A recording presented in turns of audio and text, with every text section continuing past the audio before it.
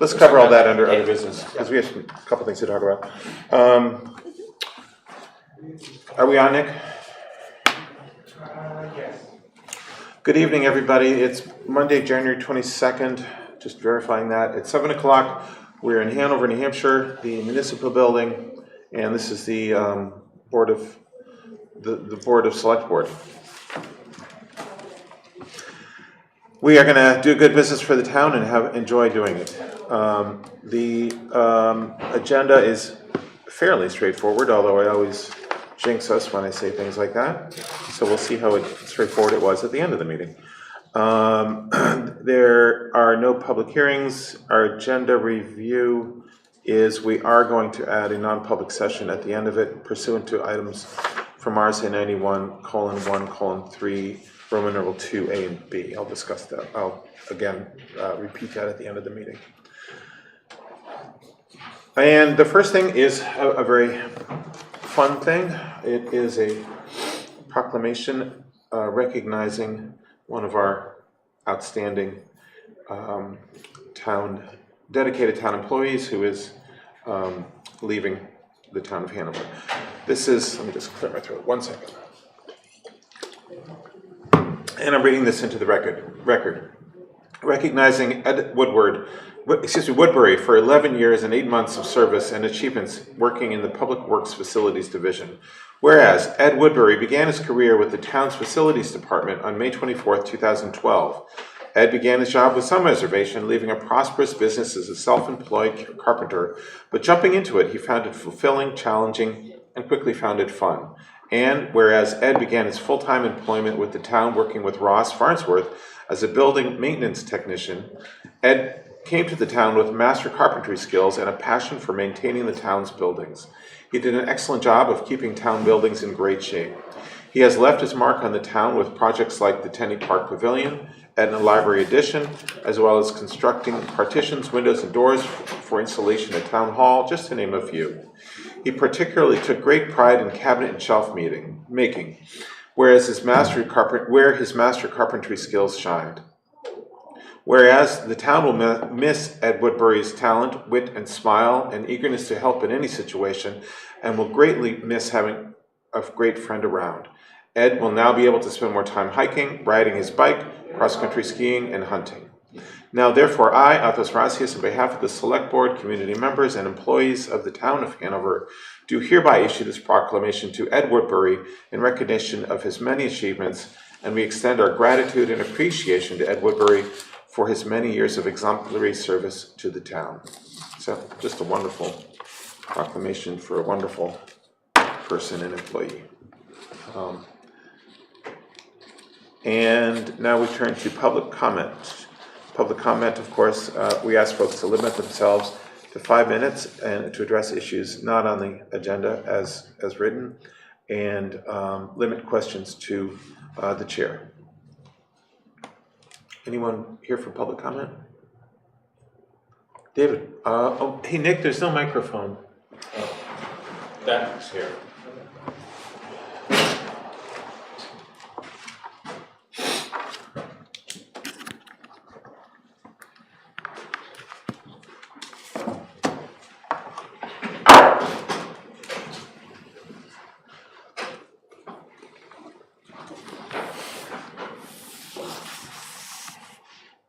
Hello, my name is David Vincelette. I live at 93 Lebanon Street in Hanover. I come partly because I have a duty to defend the Constitution, because I'm a retired Army officer, and I have certain knowledge that numerous town officials knew that human beings were being held in violation of their civil rights. So I have to come forward. Now, Athos, I asked you, I don't know, 3 or 4 months ago when Alex was going to call me, and you acted as though you were directing him to do that, but he still has not contacted me. That is true. I did make that comment, David, and let me figure out the best way to proceed forward. So I don't have an answer right now. I will have an answer for you. You never have answers. I will answer this question at a future date. Well, it would have to be a future date, wouldn't it? The town manager still refuses to call me. And I'm trying to get my issues in the form of a hearing at this town select board hearing. Because several groups of workforces in Hanover knew that people were being abused and did nothing. And the heads of those departments need to answer questions to the public. Planning and Zoning Board, Public Works, Police, and the Fire Department. Now, I've been calling the town offices and trying to get access to the minutes of previous years that are not available on the town website. And so far, I've been unable to get those, and I don't know how that could be. This town is famous for being an old town, but it doesn't have any records on its website for some reason. Now, I've been coming to this board. 7 years ago, I began to tell you that on November 9th, 2016, we were held in a concentration camp with a metal fence restraining us. During all my comments, I've repeated this charge, yet the minutes never mention it. The minutes never mention that religious and racial minorities were abused, along with disabled, homeless, and veterans. It's time for Hanover to face its actions against the people's rights to clean water and freedom to travel. Polluting Hanover's waters and then violating citizens' liberty for standing up must not go unnoticed by town officials involved in the same federal crimes they are hiding and paying the town manager $160,000 a year to help hide. He's doing a great job. 18 months without calling a citizen back. He has no accountability, and accountability is required under the state constitution. Right now we have a town manager hired by criminals to hide crimes, and it's time for it to end.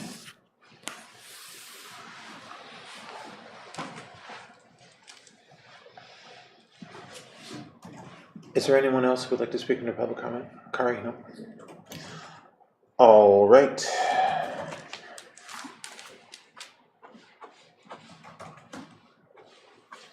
And now we are down to item number 6. And that is a FY24-25 budget and finance update and FY22 audit update. Ellen and Alice. So Ellen, I don't know if we haven't really talked about how to do any of this. As I'm thinking here, do you want to split these up and do the audit update and do the budget, or would you like to do both? Or I think we can team up on the budget. Okay, sure. Please, Yeah, come on. Yeah. Ellen Bullion, Director of Admin Services and Finance for the town.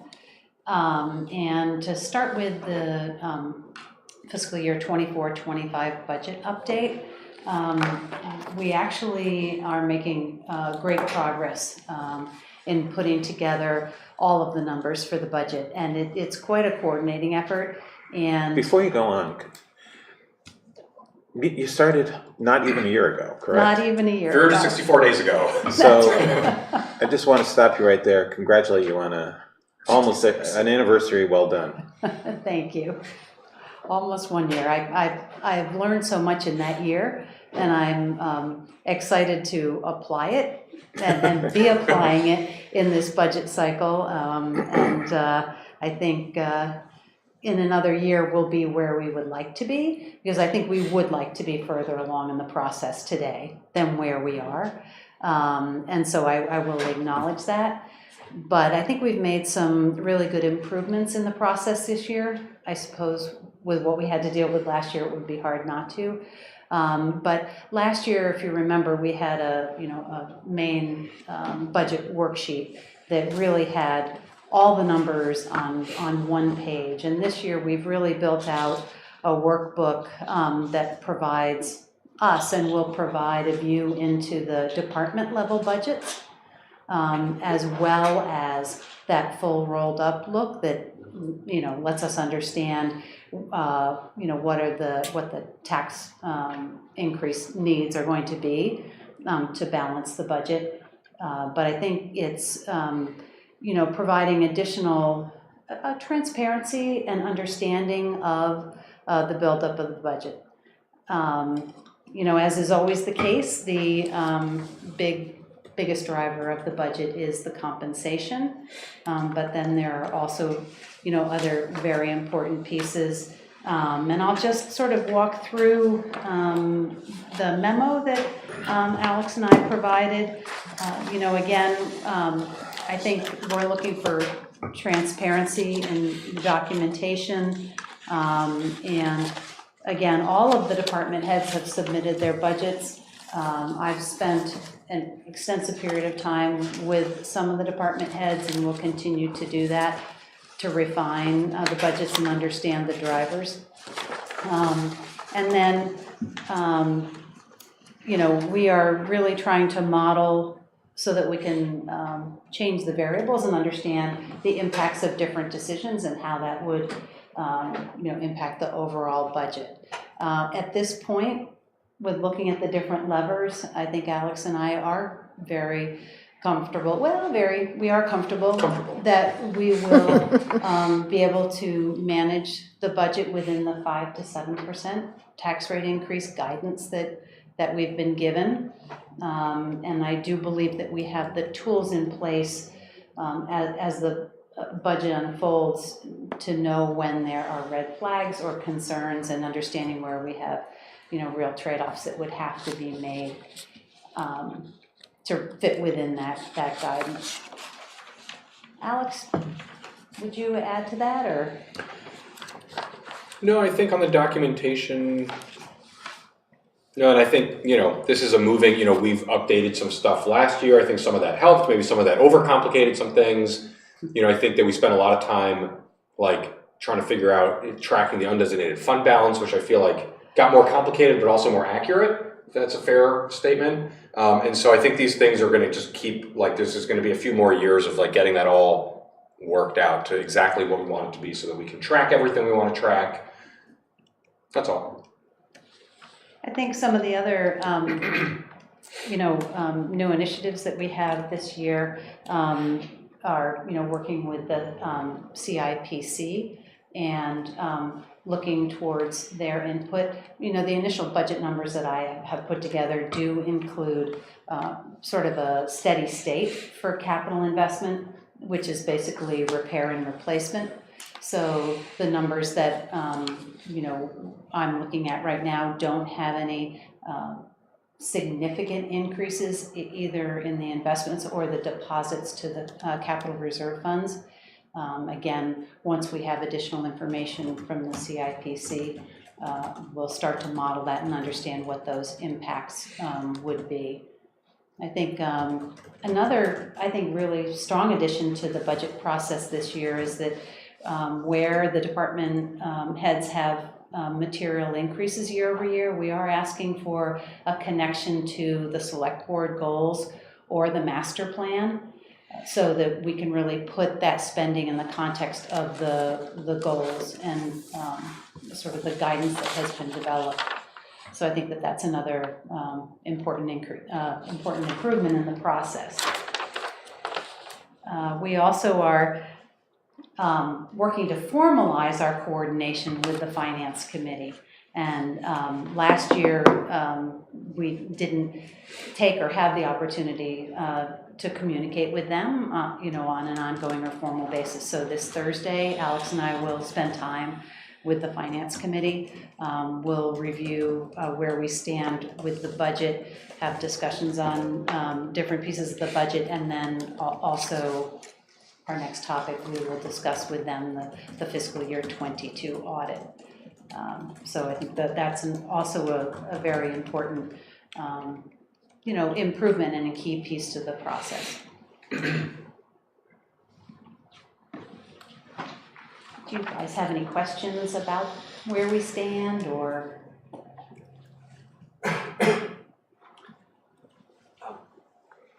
Maybe just a couple.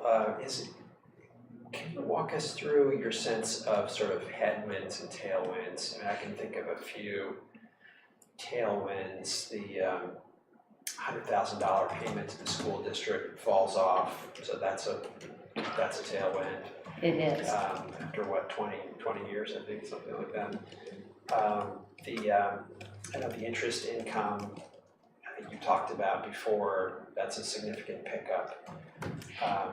It is, and a significant pickup from where we certainly budgeted 2024, and potentially a little bit of an impact from where we landed for the tax rate setting process. I am being a little bit conservative on the interest income in that, although for the month of December we still maintained about a 5.5% return on much of our cash. I did some reading, and sort of the sense for the fact that 2025 may be closer to 3%. It's a little bit uncertain, so just being a little bit more conservative with some of those assumptions. I think that some of the other maybe it's a wash whenever we take money out of the capital reserve funds to spend on investments. We do have a couple of departments where the capital spending for that repair and replacement isn't as high as last year, but I don't see any big benefit there.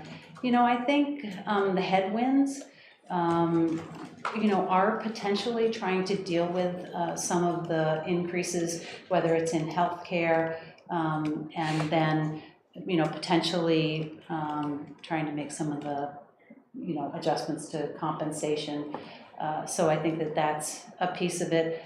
Again, on the tailwinds, we do, at least in my first analysis of the budget, I need to dig in more deeply, but between our fuel and electricity costs, Pete Kubaki is estimating year-over-year reduction in those costs. I think right now the budget assumes a reduction of about $90,000. So there are some benefits there as the costs come down. Did you say 90? Wow, okay. And asphalt prices, is that also? No, I believe that he has, again, in the initial pass, I think he was forecasting an increase of around 16%. So, but that's all, built in.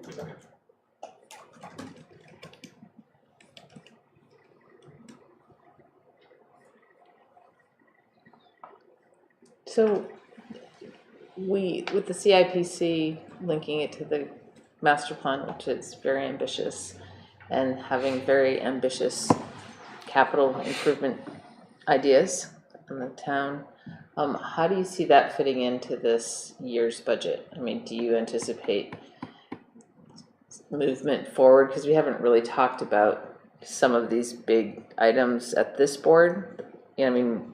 Over time we've talked about the Main Street sidewalks, we've talked about various improvements that are out there without price tags, and so I know you're starting to get into that, and I'm just wondering what, if anything, we should be anticipating along that front in terms of, we had a couple pretty big bonds last year, and just wondering what, if anything, is being proposed in this process this year.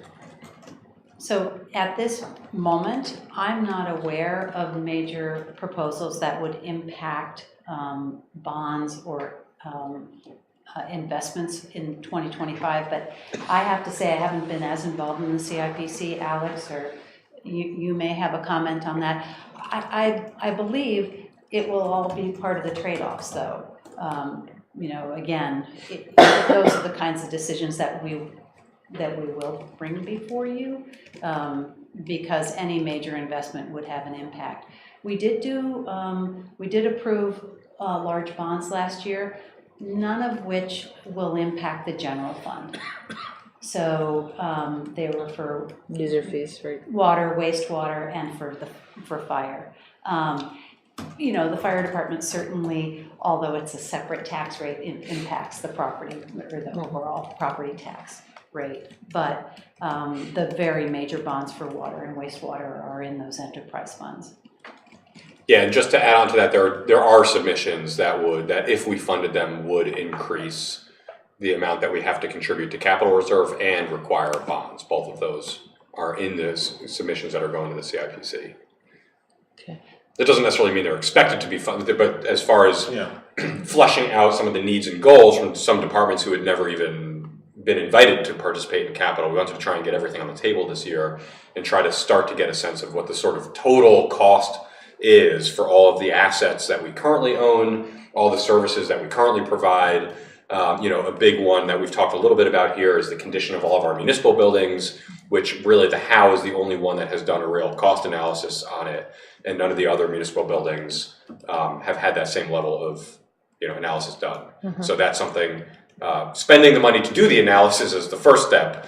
And then, of course, whatever then flowed from that would be many years in the future, most likely, but that would be a much bigger number too. Okay, thanks. Ellen, is it worth the time? Are you taking the time to do a little future forecasting? For instance, the EPA, coming down on all of our water-related issues and so forth, and the EPA is talking, like 5 years, 10 years kind of thing. That isn't really. That's just too far in the future to be even on your. I think it's a very interesting question, and particularly in the context of, if it's water or wastewater related, Right. in the context of the large bonds that we've already done. Right. I do think it would be prudent for us to understand, what the potential are. Today, I'm not aware of what that impact would be. Thanks. Well, I just have one really tiny question. Sure. In your in the memo that you're sending to us, the 19th, and you go down through various issues, and the second one is retention and recruitment proposals. Are there any dollar amounts? Does anybody have a signing bonus or any of that type of thing related to, for instance, heavy equipment operators or anything like that? Are we, and if so, in terms of all of the employment costs, is that just a drop? Signing bonuses specifically? I'm using signing bonuses as an example. I don't know what else could be out there in our recruitment retention efforts. I'm not sure. There's all the stuff. I'm not sure I understand. So all of those things are being taken into account.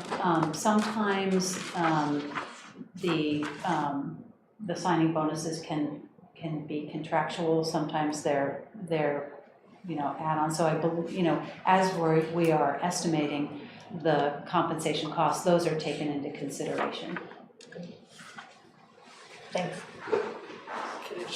We had our CIPC meeting on Friday, and there's still a lot of sorting and bucketing going on at this point, but it's starting. I think the project submissions, or I guess there may be a little bit more that's coming, but it's largely amassed, and we just kind of we don't yet have access to details.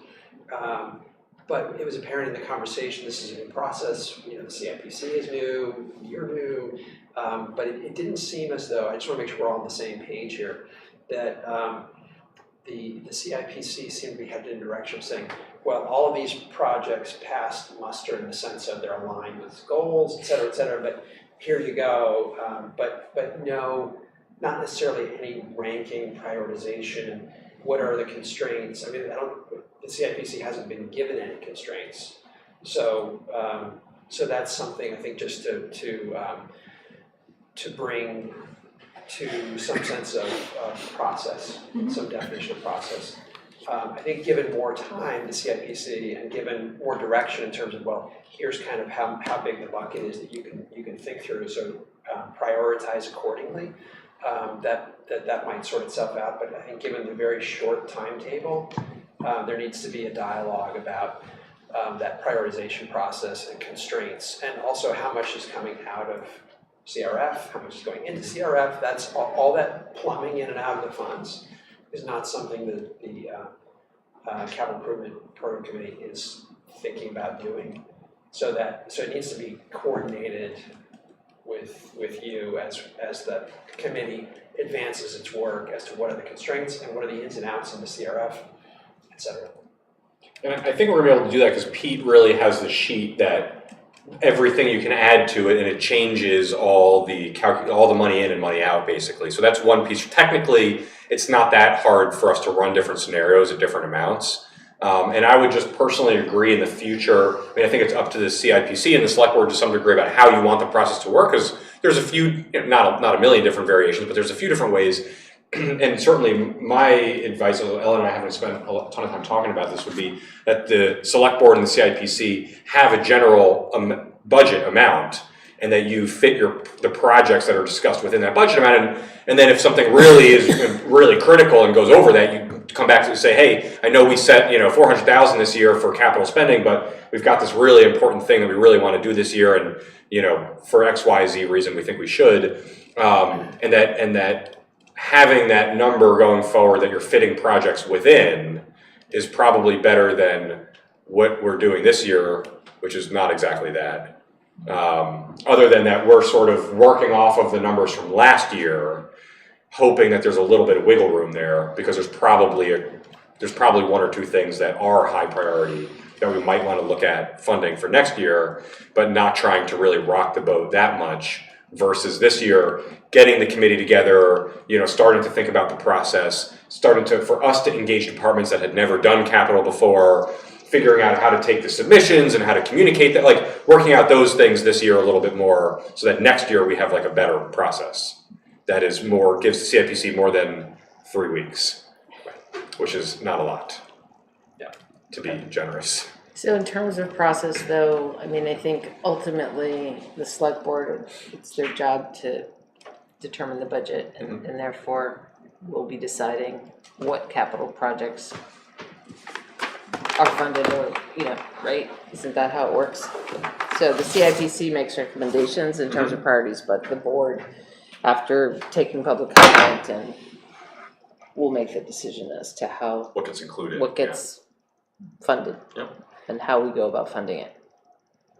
And I'm just thinking, we have one meeting in February prior to our budget meeting, so is that gonna happen at the next select board meeting that we're gonna, I don't think the CIPC is on track for a February 5th presentation. Yeah, and I don't think, and just to go back to, because this is a slightly different approach last year, that we're going to keep this part of the chairs falling Your off. chairs.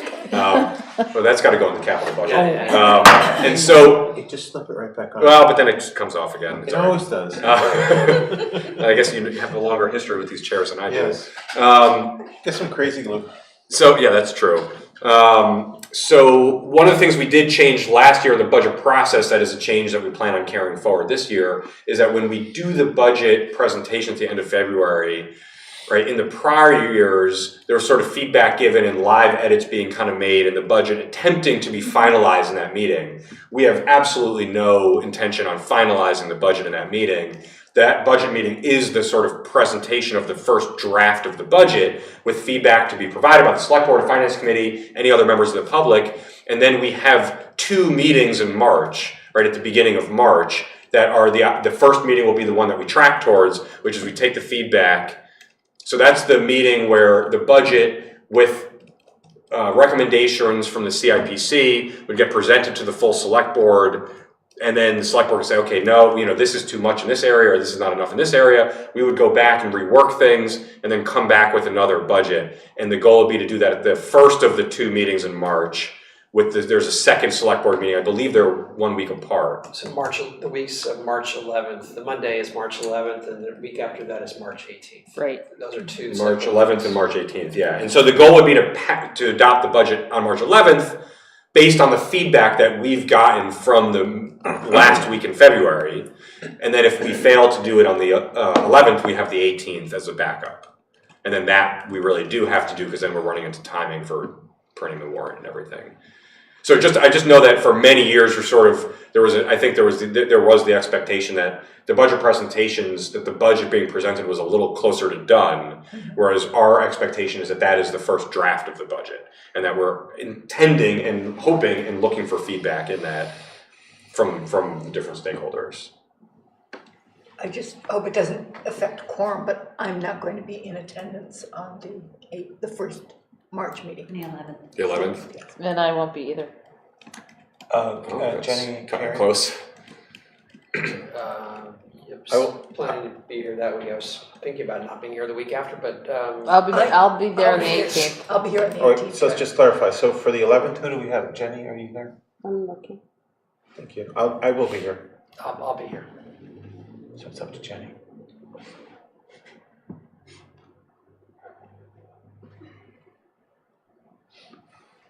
I potentially could zoom in. Well, is it possible to, I know we'll be coming off a week of meetings, but what about moving one of the meetings to March 4th? That doesn't give you a lot of turnaround time. Yeah, I don't think that will work, because we're gonna take all the feedback from the meetings ending on Thursday, the week before, and I don't think we can have Yeah, I a won't meeting be the here. Monday after. My flight's on the 4th, We wouldn't and be I'm here back on on the 12th. I'm so, okay, Jenny's still thinking about the Okay. 11th. Who's here on the 18th? I am. I am. And I believe I am, I just lost it. Yeah, I think I'll I'm be here here. on the 11th. I'm sorry, Jenny? I think I'm here on the 11th. Okay, and what about the 18th? It's a little unclear. Well, we already have a quorum.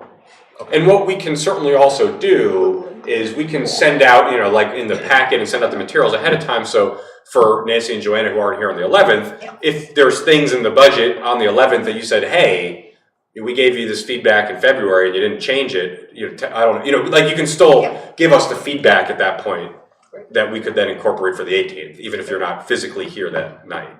Thank you. Do we have the flexibility to have a non-Monday night meeting if we so chose?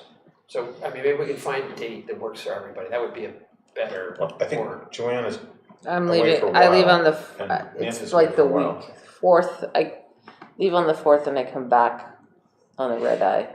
I'll be here on the 12th. No, on the 12th. 1 to 14, I'm over the Red Sea. So the 13th might be, No, from the 1 to the She's going. 14th, I am in the Red Sea. you're in the Red Sea. I hope not. Okay. If the Houthis have their way with me, yeah. Right. Huh. All right, well, maybe we can continue this conversation. yeah, well, let's Yeah. see how it shakes out. Apologies. And I can't remember what you said, Jenny, on the 11th. I should be good on the 11th. Okay. So you're clear. All right, I'm sorry, where were we in the Sorry about discussion? that. We were on the budget update, sort of CIPC related, maybe? Yeah. Or maybe we were sort of wrapping up and those were I think questions. it's those Yeah. are Yeah, I think questions. wrapping up. Should we move to the audit, or is it Yeah. Tuesday? Looks like. Yeah.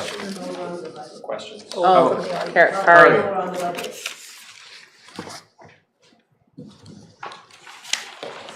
Kari Asmus, Chair of the Finance Committee, and it is true, we are getting together on Thursday, and I just want to thank both our town manager and Director of Finance for arranging that, because that is something that we've wanted to do for several years. To meet before the budget is kind of really baked, so I think everybody's really excited about that. And I'm so glad that you talked about the time frame, because that was the top question on my list, because not only does it matter to you, we need to get finance committee members aware of when the date is so that they can save it. The only thing that I wanted to mention, and this is something that has come up that week where you have up to 4 hearings, the Thursday has always been only if needed, because Right. that is the night of the school district annual meetings when we cannot be here, and to ask us and any other civically minded resident to try to be in two places at once is really impossible. I've never seen And- us use that night. I've Pardon never me? seen us use that night. Yeah, well, I think it was, like if you, I haven't either, but if you could really just remove it so that we don't have to worry about a conflict and that you don't have to worry about being here 4 nights in a row, might be advantageous to everybody involved. So I just wanted to mention that. What is the conflict?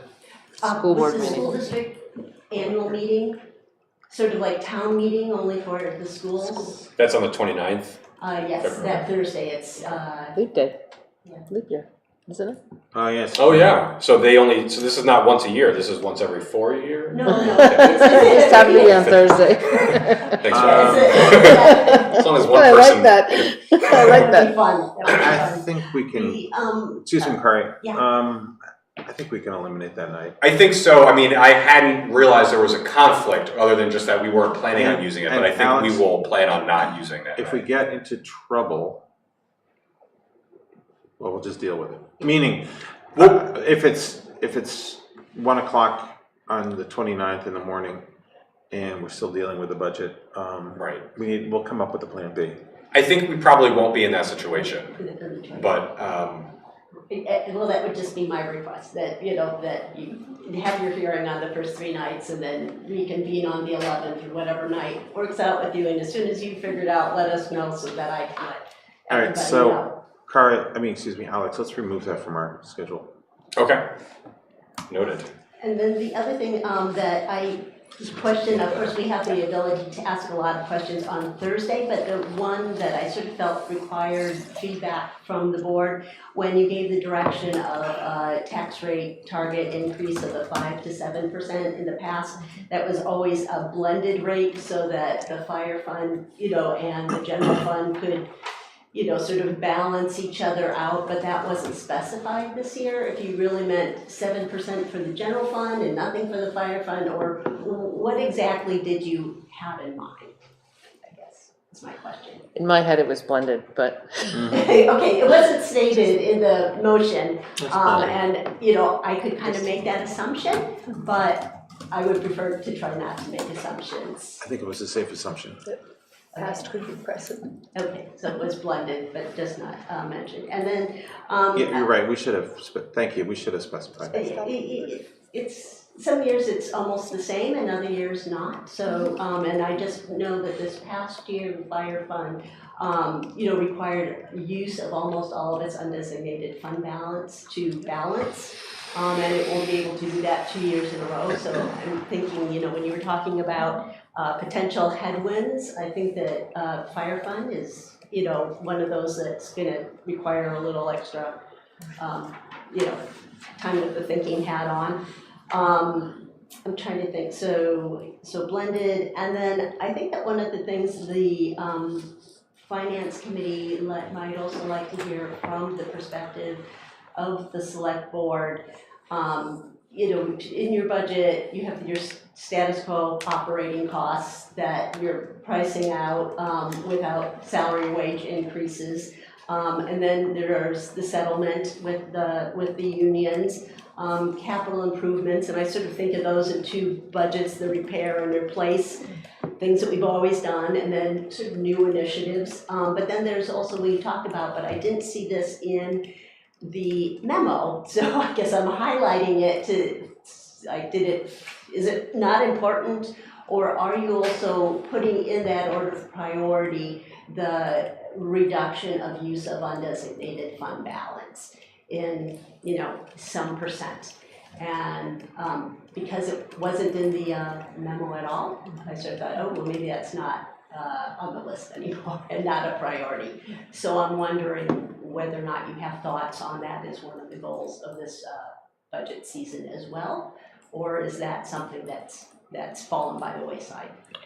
I don't think it's fallen by the not wayside. at I mean, all. I think we have a policy that we have adopted and try to meet that policy goal of, Yeah, again, it just wasn't in the memo. Yeah, So but I mean, it's not like we're sure. gonna disregard the policy.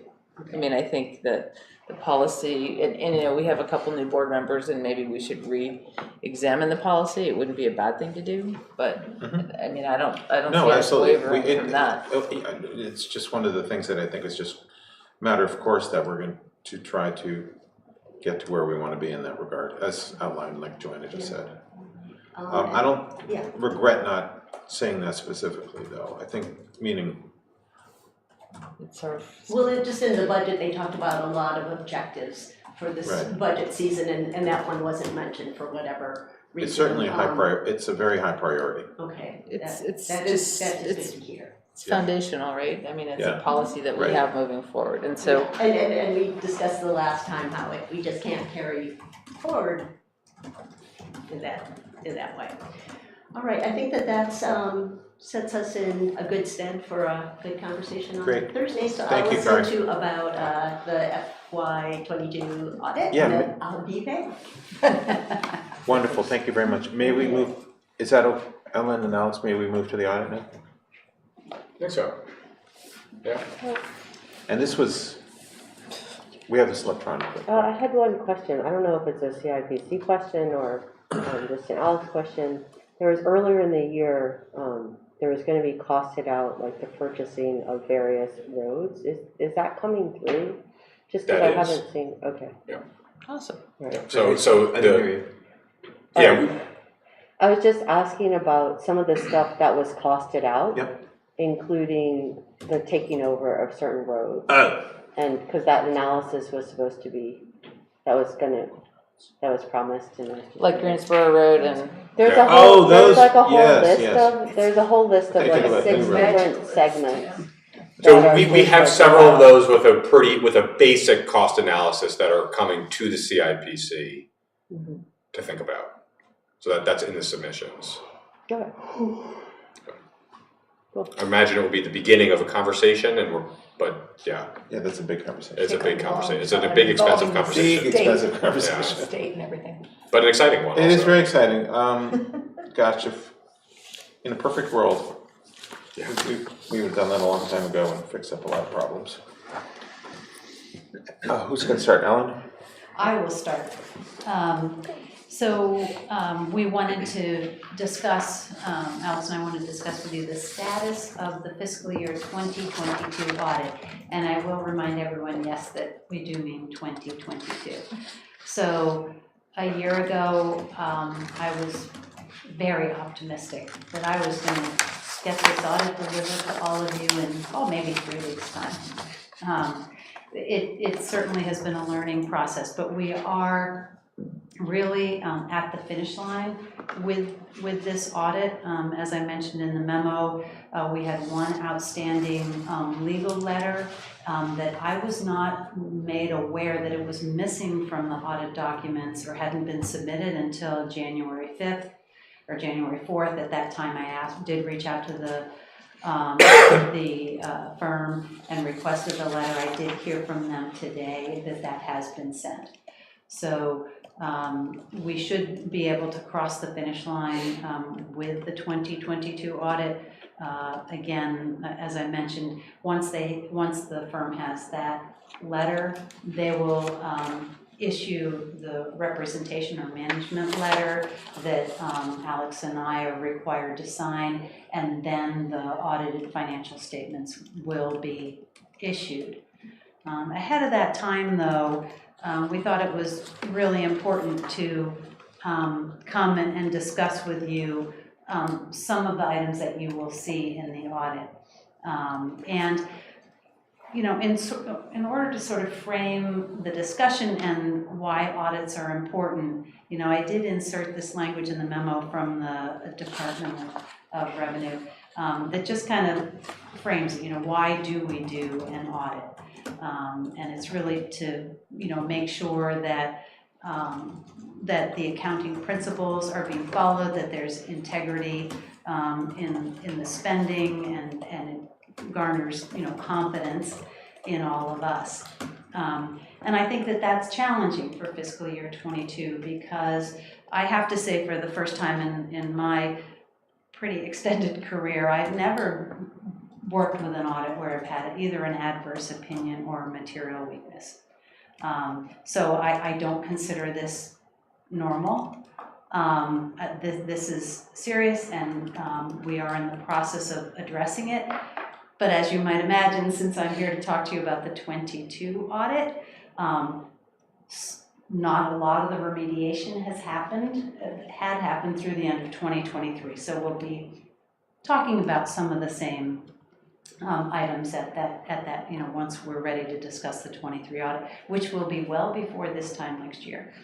But, I think that, and again, you can certainly feel free to interrupt me with questions, but just really wanted to walk through sort of my view of the adverse opinion and then the material weaknesses. So the adverse opinions that were given really have to do with the fact that our capital asset accounting is not up to date. And it's interesting because I've been reviewing previous audits, and actually our fiscal year 21 audit also noted this without an adverse opinion. But I believe, and I'm still confirming this, that when we transitioned from our old accounting system to the one we are currently using, not all of the capital assets were entered into the new system. And I've pulled the data from both systems, and I'm working with a consultant who can dedicate time to basically comparing the data, finding the common data points, and trying to identify those assets that would, if they were added to our current system, would give us the correct starting point. But today, when I look at the buildup of the individual assets, the total value does not equal what we have stated on our balance sheet for our capital assets. I think it's possible that there was some legacy knowledge of what that body of assets was, and what we need to do today for a go forward is to identify them, enter them into the system so we have a strong starting point, and then we need to put in place the discipline of adding to that asset base any new assets that we've invested in, and also removing anything that we've retired. So we have quite a bit of work to do, and it would be my goal for us to not have adverse opinions on the 24 audit. I'm an optimist. I was wondering if you had any sense, is it from a certain time period of when these assets may have either materialized? Yeah, so it is in, it's in the between 2020 and 2021. And that's really, we implemented the new financial system in 2019, but I believe that the capital assets were maintained in our old system through 2021. So that caused some of the challenges, I believe. But they weren't necessarily from a certain, like, new assets that weren't added, or not necessarily old assets that weren't retired. It's sort of a random chunk that maybe didn't get added.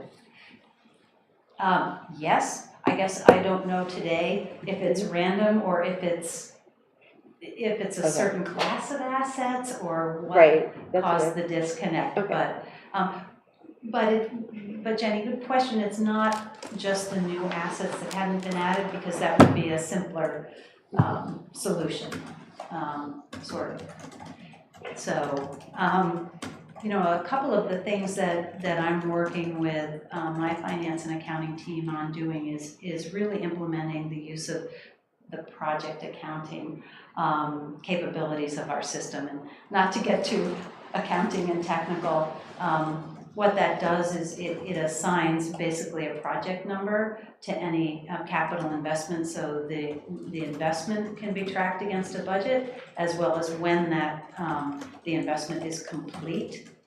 then we will know that that's an item that needs to be capitalized and added to our asset base. That's not something, I believe that the projects have been tracked. I think sometimes they've been tracked offline on spreadsheets, but I do think that we have capabilities within our system that can help us solve these problems. I know, Carrie, you had asked, I sort of identified this as a relatively narrow issue to address. Not that it's not complicated or time consuming, but it's quite targeted at the deficiency in our accounting for our capital assets.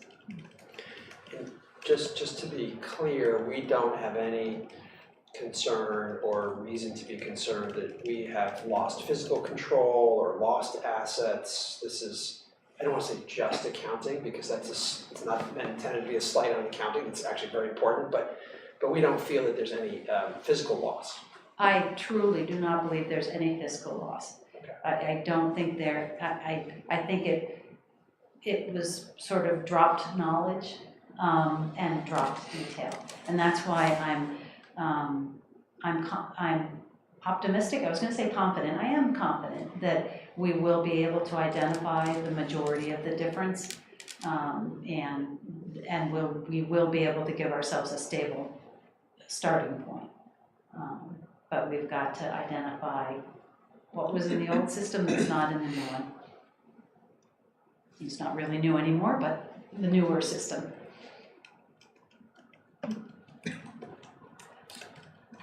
So I think the second big item that you'll see in the audit is the auditors have called out 2 material weaknesses for us to address. And the 2 areas are and this does kind of get a little accounting oriented, but balance sheet reconciliations and general ledger maintenance. And the issues that have arisen are from a combination of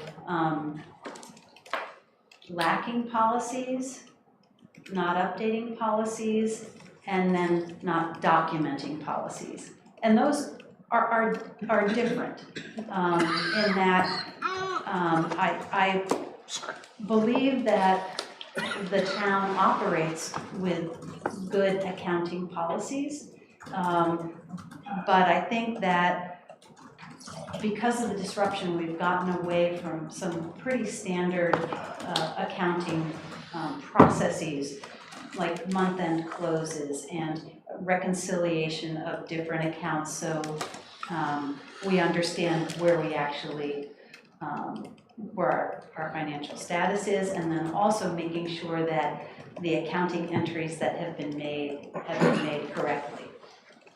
It's actually pretty easy to make a wrong accounting entry.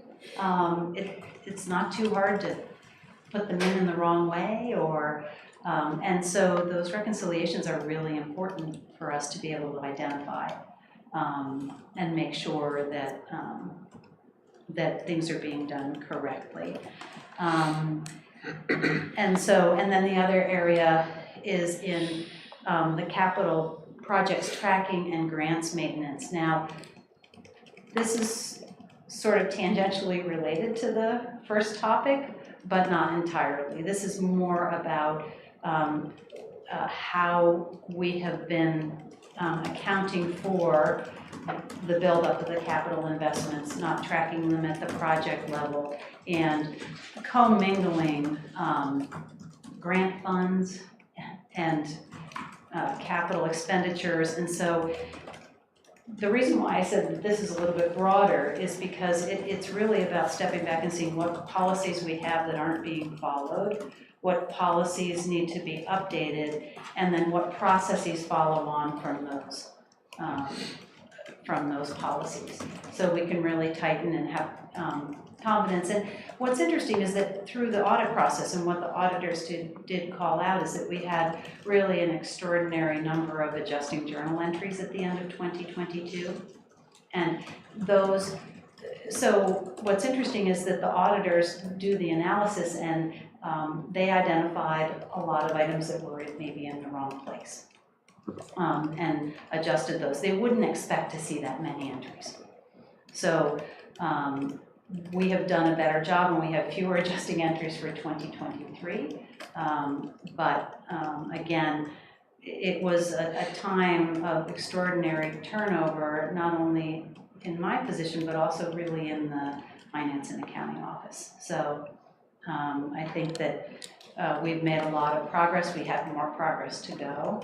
And I did also include sort of our management responses to these material weaknesses that provide a little bit more detail as to the actions that we're taking and the follow-up that we'll do.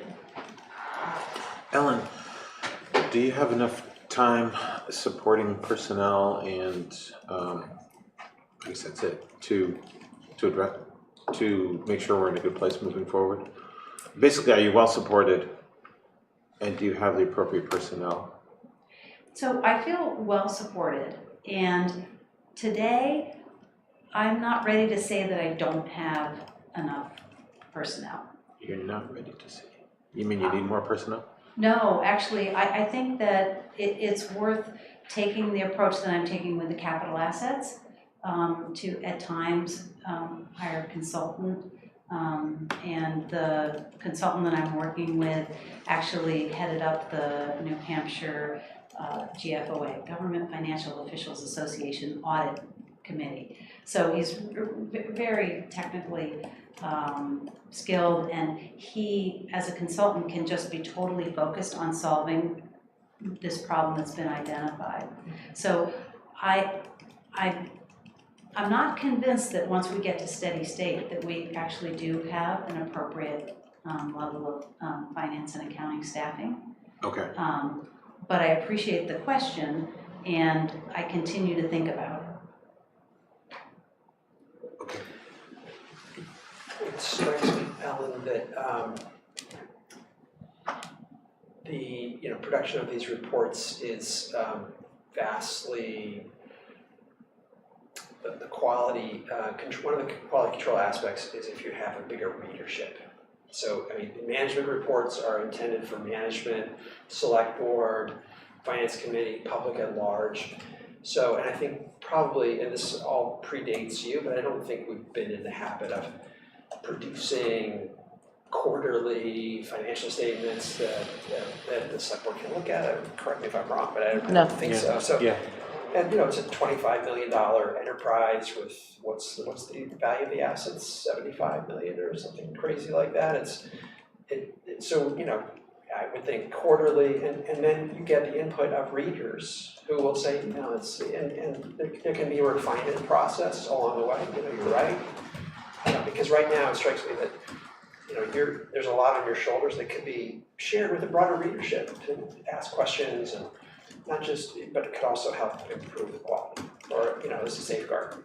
I think it's a really good suggestion, and I do think that there are, as I read the RSAs and try to interpret, what they all mean, I do think that there are some responsibilities of the select board as far as having access not only to quarterly reports, but I would like to get to the point where when we're making significant payments or investments or other things that might not have been readily evident through the budget process, that those are also being brought forward. Just sort of an update. I mean, it kind of is, a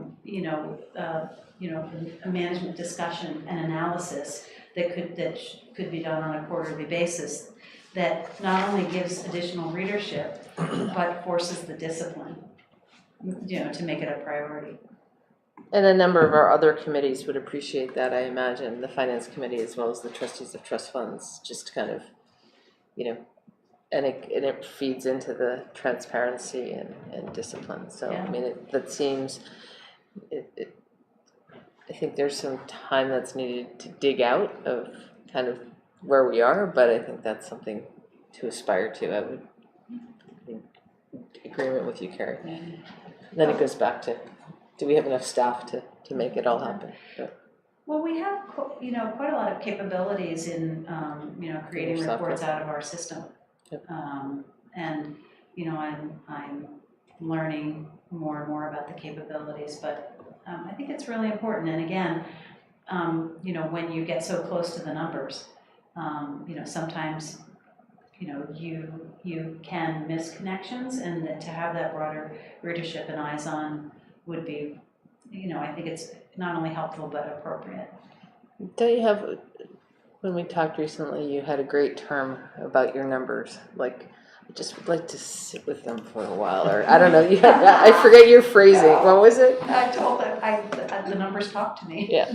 But I have to be able to listen to them. Right, and to have an adequate time to do it, so I think that's really helpful. You have a little more to talk about with the audit, I believe, right?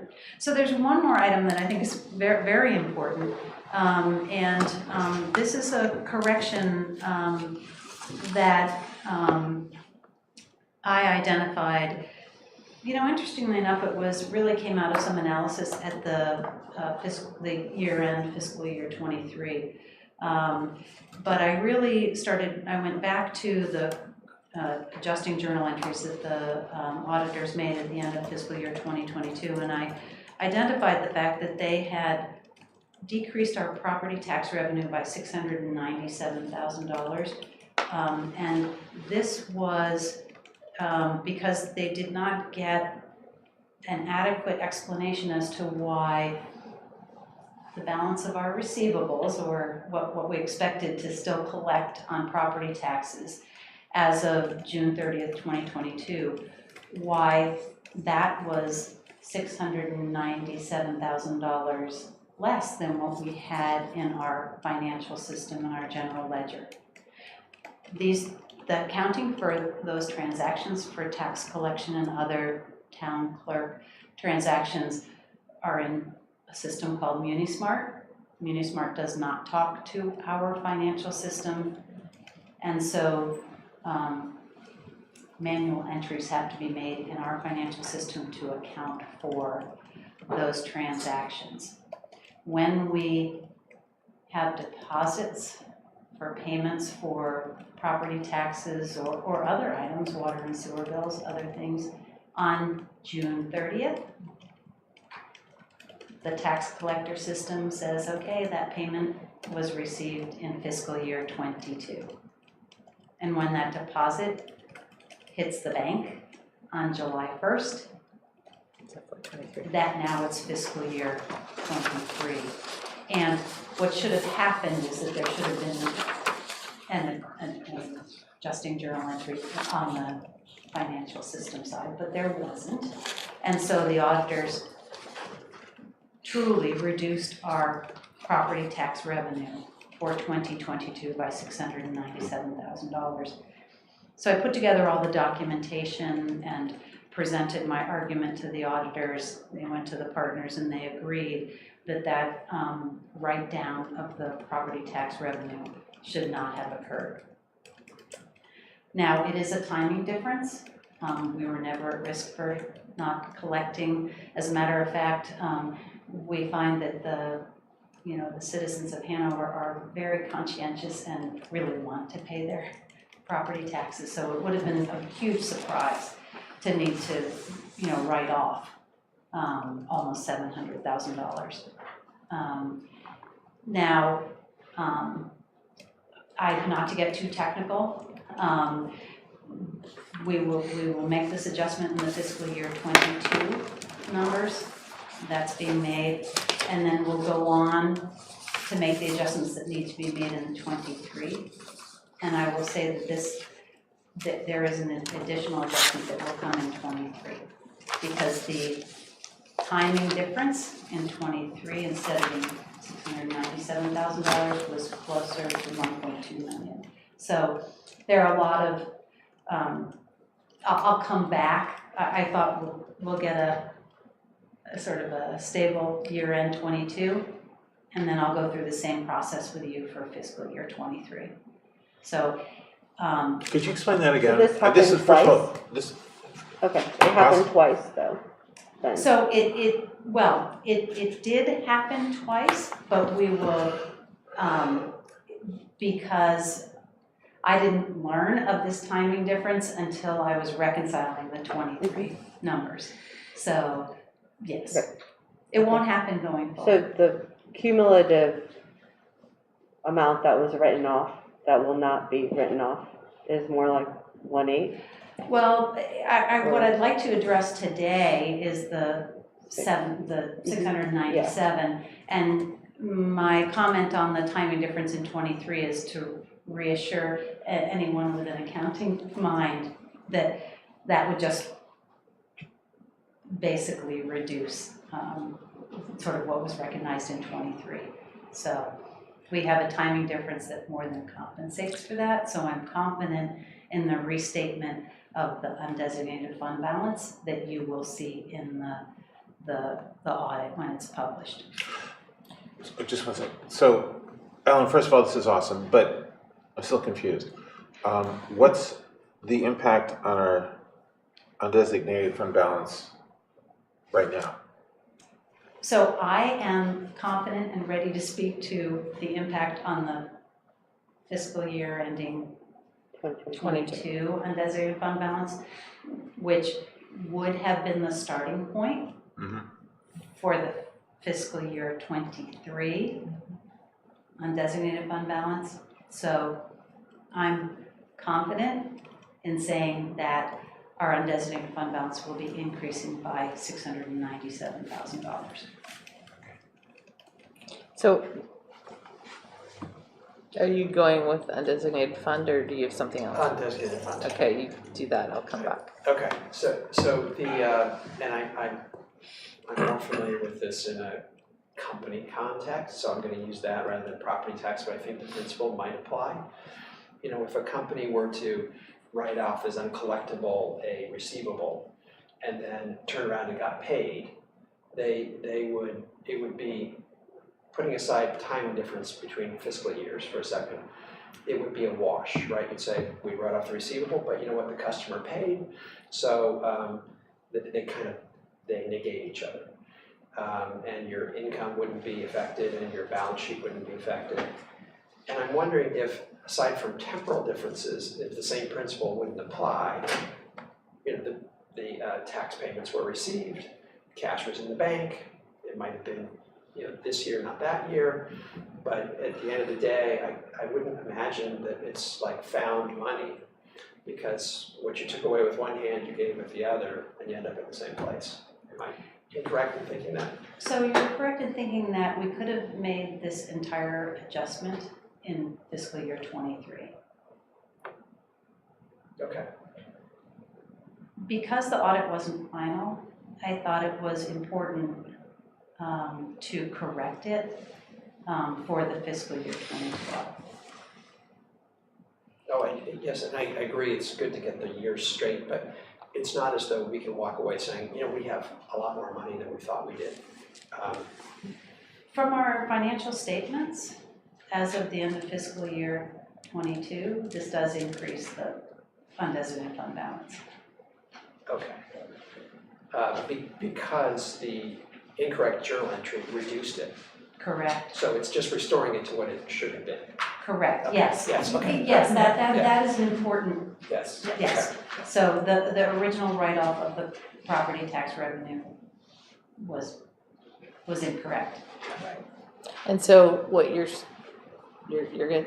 So what you're saying is, you've realized this now, but when end of FY23 in June of this year, or last June, same thing happened again.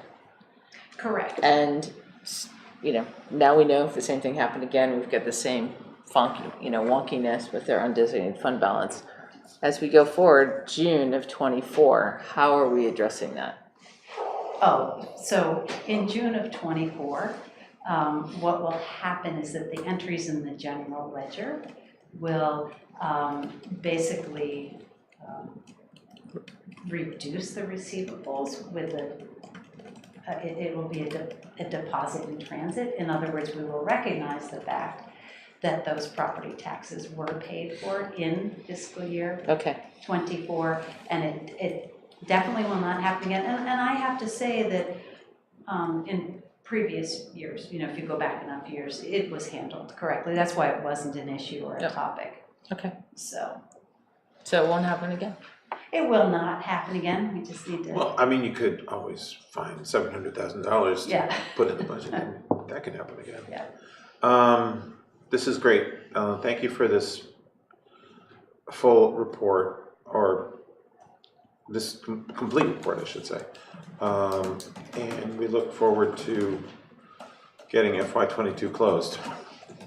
I do as well, and really look forward actually to moving through then also the fiscal year '23.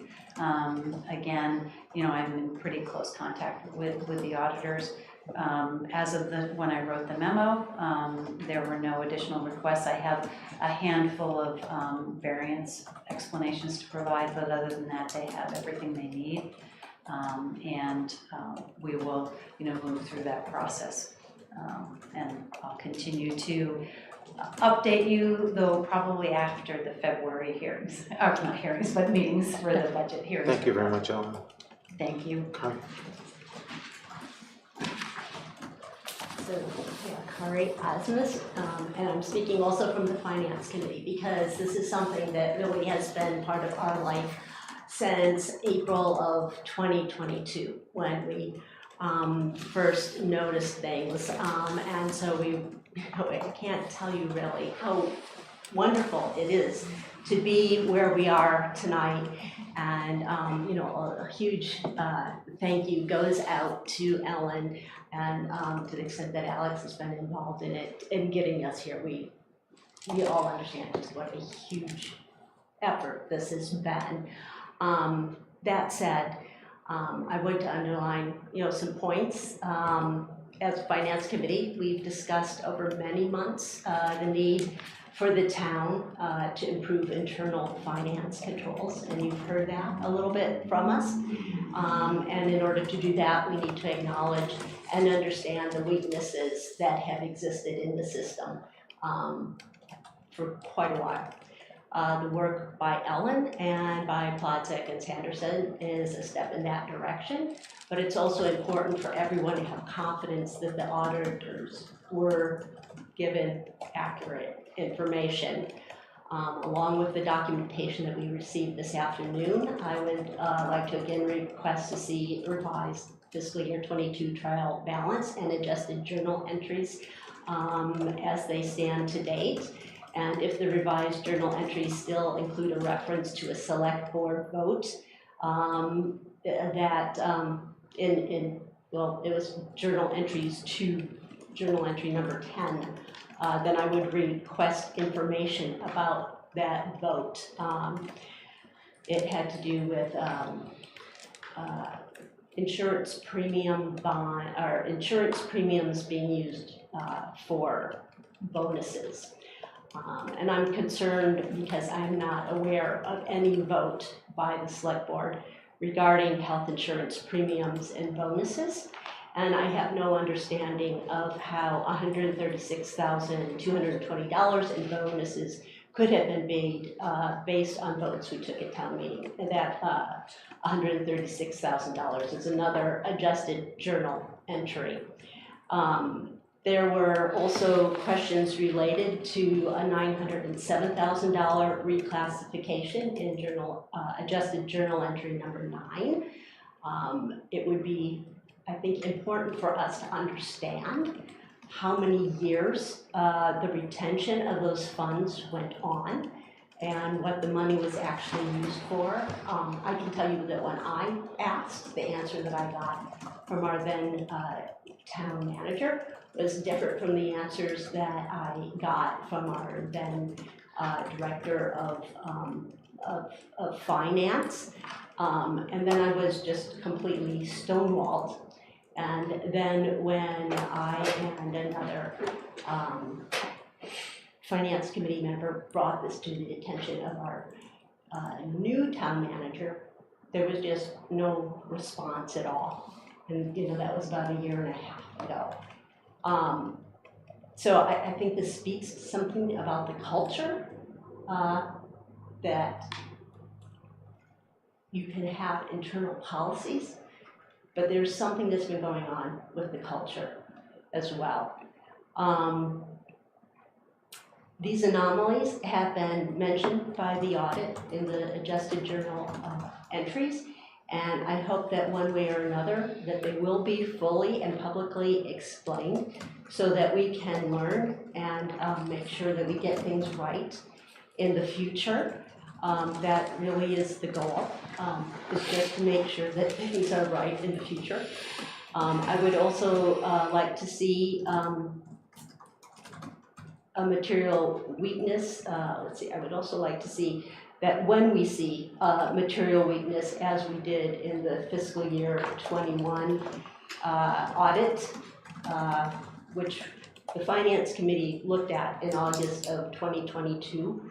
It also mentioned the capital asset accounting, so here we are, another year and a half go by, and it's now that we're getting a consultant. But, it was a material weakness then, and some of the questions that came up, it does state here that there was a $5.5 million difference in the capital asset accounting. And in the 21 audit, it cites that we had not put in yet $2 million for the Minkbrook Community Forest.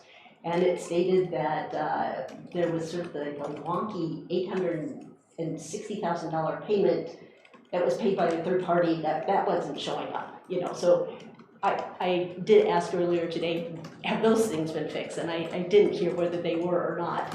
But, we've had the 21 audit for a long time, and nothing has happened, even though there was a material weakness there.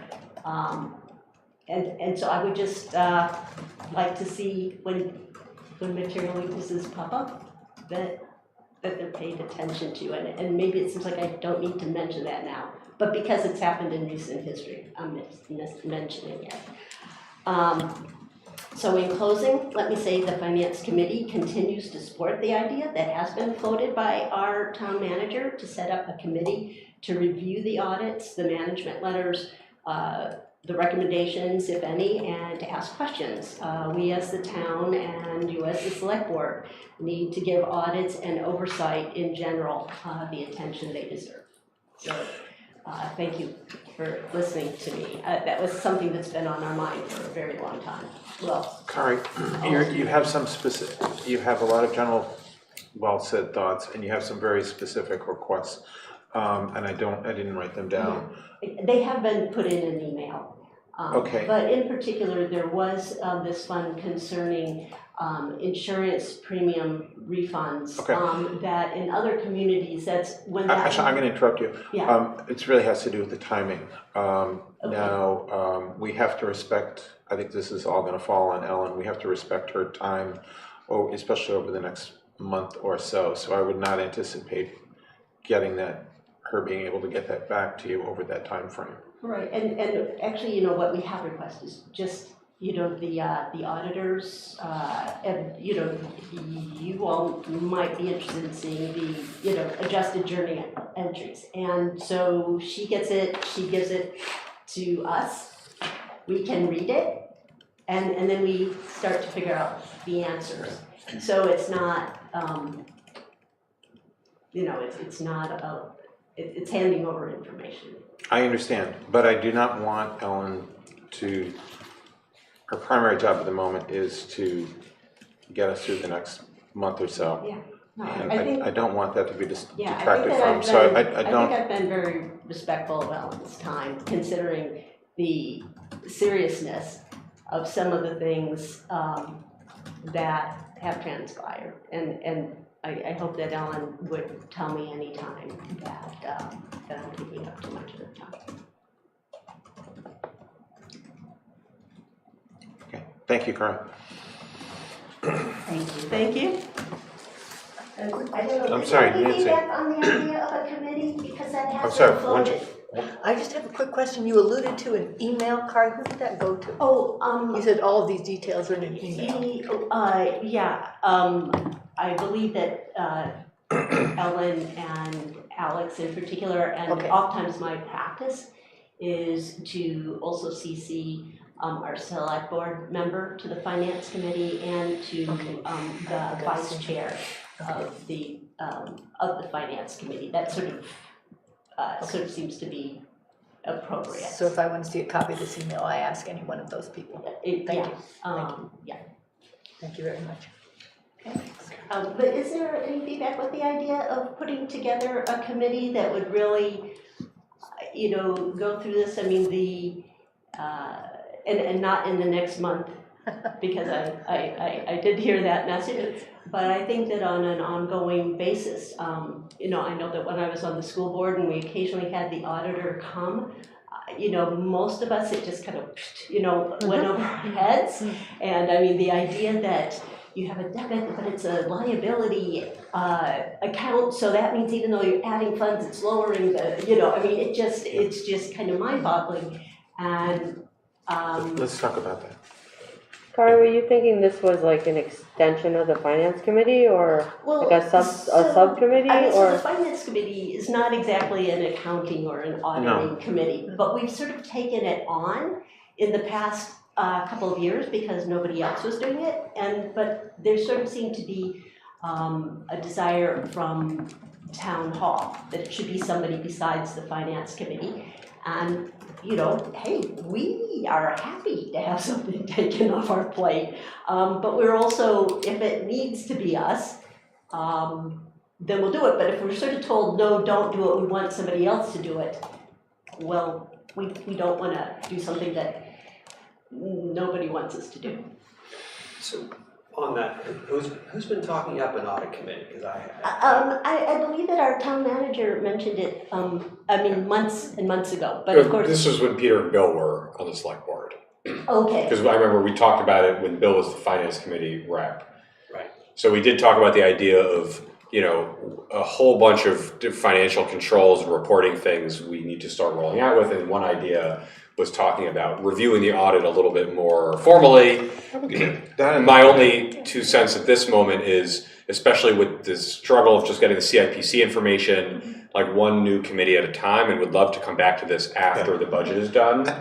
But that would just. I'm not sure we need a committee, but I think a formal review would be nice. At least discussing what to do. Usually it just comes in our packet and I look at it and it goes away. We move on, right? Yeah. I think we want to make sure we I don't kind of put a point in. I'm not really sure we need a committee, but Is half this a meeting. related perhaps to what Ellen was talking about though, with coming up with different procedures, like reviewing the policies and then maybe redoing some of those policies and then seeing what procedures came from those policies?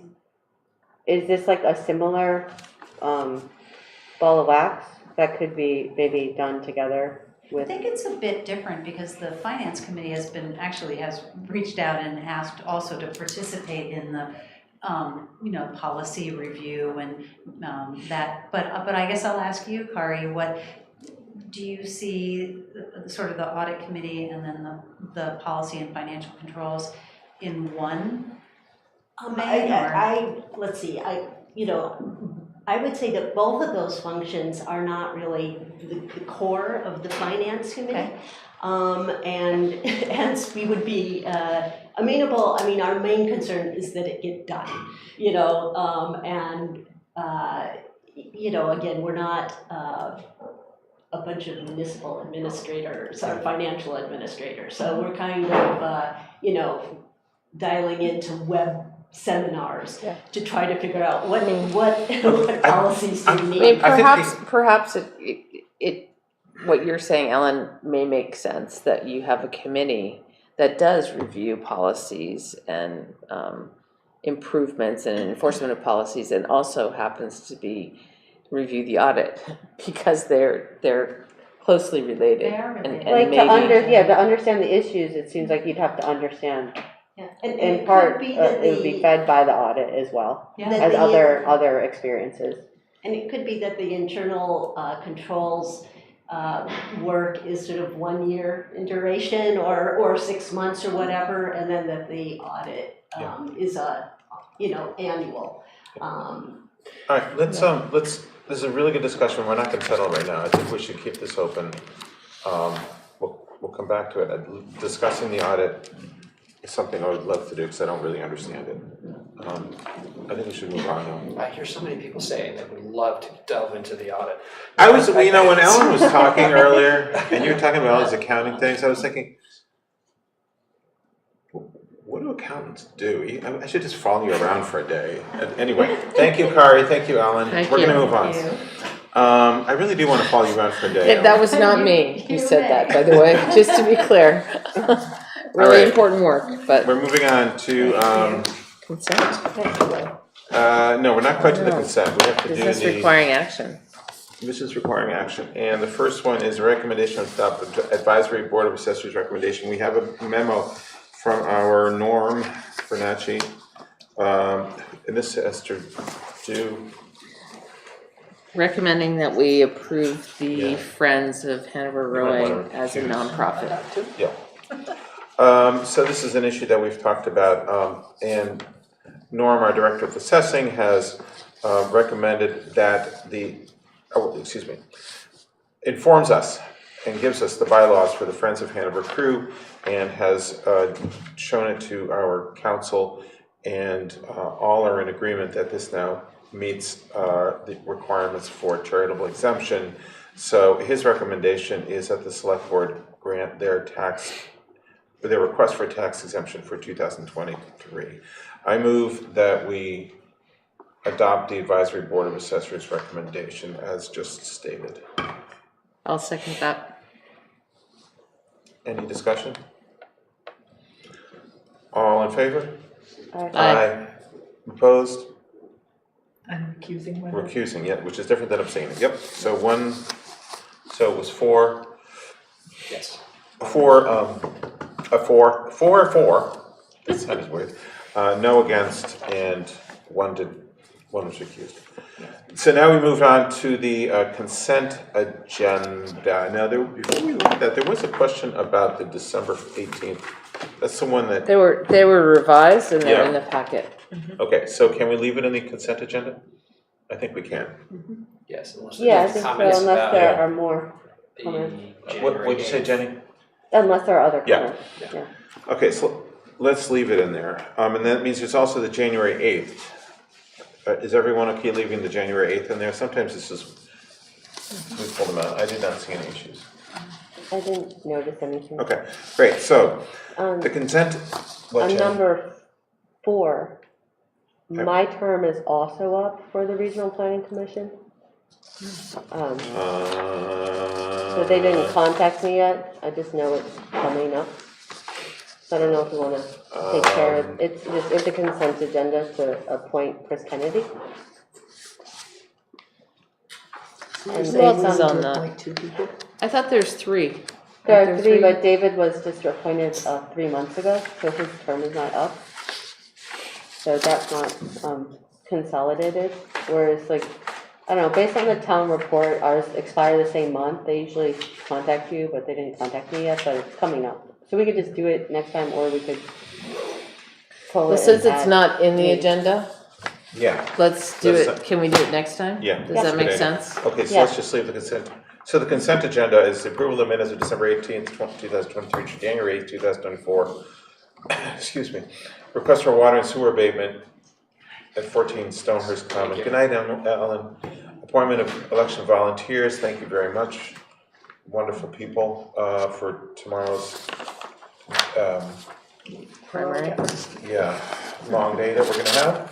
And the 2024 election, town meeting election, appointments to the Hanover Regional Lake Sunapee Planning Commission, banner request, Chad Hero, Dartmouth College, and donations to the Edna Library. Is there a motion to move the consent agenda? So moved. Okay, so you're gonna second? Carrie? All right, any further discussion? All in favor? Aye. Opposed? So we'll have to come back to that issue, Jenny. Yeah, I'll just send you guys a note and then, Thank you. Got that. And then I think you wanted to, Thank you for reminding me, thank you. Can I borrow yours? And the Edna Library has received the following donations. Victor and Reed Drucker, $100, Peter and Linda Emerson, $300, and the New Hampshire Humanities Council, $300. Wonderful, that is just great stuff. Town manager report, Alex? Sure. So as far as upcoming events, this section is going to get a little more filled out in the future, but it is at least cold enough that the ice skating rink on the green is open, which is nice, so that's cool. Moving on to human resources and personnel. Since last month, we have had 1 employee leave employment and 2 start, so welcome Tyler and Tallulah to Parks and Rec. We've talked a little bit about the retention and recruitment issues as they relate to the budget process. This is sort of a general update that we've been meeting with a bunch of stakeholders, including the collective bargaining units, our consultants, department heads, and a handful of conversations with the select board as we continue to sort of work through everything from that. On the fire chief search, we are looking to bring in MRI to assist in the interview process. And so MRI runs something that they call an assessment center, which is used a lot in public safety hiring and promotions. It is a very sort of evidence driven panel of very rigorous interviews that are pretty well respected in both the police and fire fields.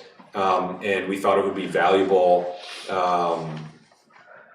for a bunch of different reasons to bring them in as part to assist us in that interview process. So they're not a headhunter, they do a lot of different things. They also, there's different things they do at that are varying levels of things that work for us. This is an area where the assessment center is a very well practiced and well respected sort of function that they offer.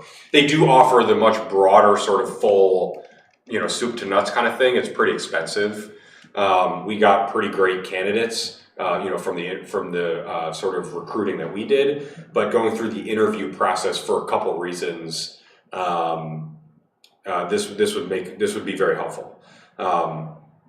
So we're probably running a little bit behind there, which is less likely to have somebody in by April and more likely by May. But that is moving forward.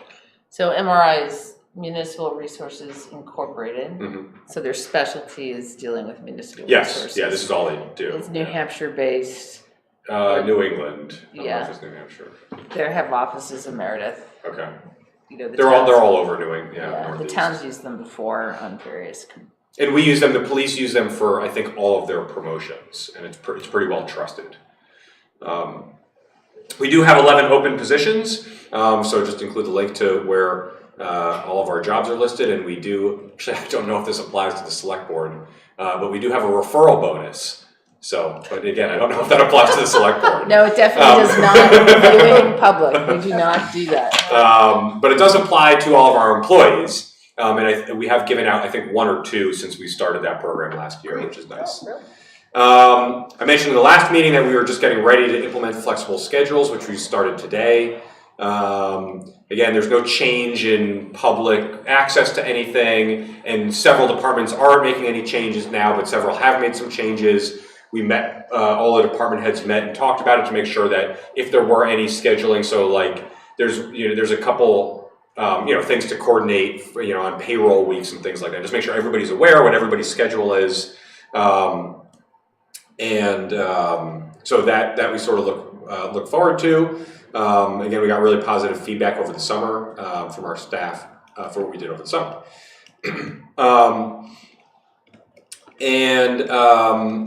The next is some milestones and awards for the Hanover Police Department. So they're having a ceremony this week. I just wanted to include everybody here. I don't know if you want to read through all of them. Read them. Okay, so we've got a couple different awards, and I know that I get pretty close. I'm not going to get everybody's name pronounced correctly, but that's really that should never be the standard. So there's a couple folks that are having the more formal swearing in and promotion. So that's Officer Underwood, Corporal Landry, and Sergeant Martin. We have an Outstanding Service Award. There's 3 different Outstanding Service Awards. One is to Sergeant Fowler, Sergeant McNutt, and Corporal Landry. Another is to Eric Hudson, and another is to Doug Hackett. Life Saving Award to Sergeant Martin. The Unit Citation Award to Sergeant Fowler, Officer Frank, and Communications Officer Camara. Unit Citation Award to Sergeant Swain and Sergeant McNutt. And Civilian Employee of the Year to Elizabeth Rathburn. And Officer of the Year to Officer Zablisky. So I'll get to be there hopefully on Wednesday to give some a round of applause for all the officers who've gotten awards here. Congratulations for all these people. And I think it's really great the police department does this on they're really good about doing this on a regular basis and making sure to sort of showcase the accomplishments that are made and really keep people feeling good about staying here and about the jobs that they do, which are really important in the community. And in your remarks, would you make sure that they know that we know about this event? I will do that, yes, for sure. As a select board, please. Yeah, I'll do that. Specifically. And I appreciate you saying that, and I'll do that and try to include more things like this in my report so that you all get to see some of the great stuff that there's this stuff like this happening every month, for the most part, so I will definitely pass that back along. Appreciate it. And the next is very similar, which is a Wastewater Excellence Award. So Hanover's wastewater staff and public works were recognized by the EPA as the 2023 Regional Wastewater Treatment Plant Operation and Maintenance Excellent Award. So they were nominated by the New Hampshire Department of Environmental Services, and basically this award recognizes wastewater facilities that are really consistent with adhering to the very lengthy and strict guidelines that the DES and the EPA have about how to run the facility and making sure that they are keeping people and the environment safe with how material moves through that system. So, I may have mentioned this here before, but I think our wastewater facility is just a great example of staff who are just incredibly technically knowledgeable. And if you ever bump into Kevin and ask him about wastewater, he will he can just go down everything. He's great. He's great, and all the staff there are, and so it was nice to see this award, and I know that we appreciate all of their work as well. And I'll pass on to them that Please do. that you all, Let us know. yeah. Yes. Budget and finance, I think we spent enough time on tonight. Yep. Housing redevelopment and planning. The only update I have here is just that we are awaiting on an update from Twin Pines based on some conversations that they're having internally from conversations they had with our attorney. We're a little bit delayed in getting the sort of next step worked out there, but I do hope to have a little bit more for you all soon. The rental registration, I did mention in the last month's report that we were going to be getting postcards out soon. We just had decided to hold off on that until we're a little bit more sure we're zeroing in on a candidate for the rental housing inspector position.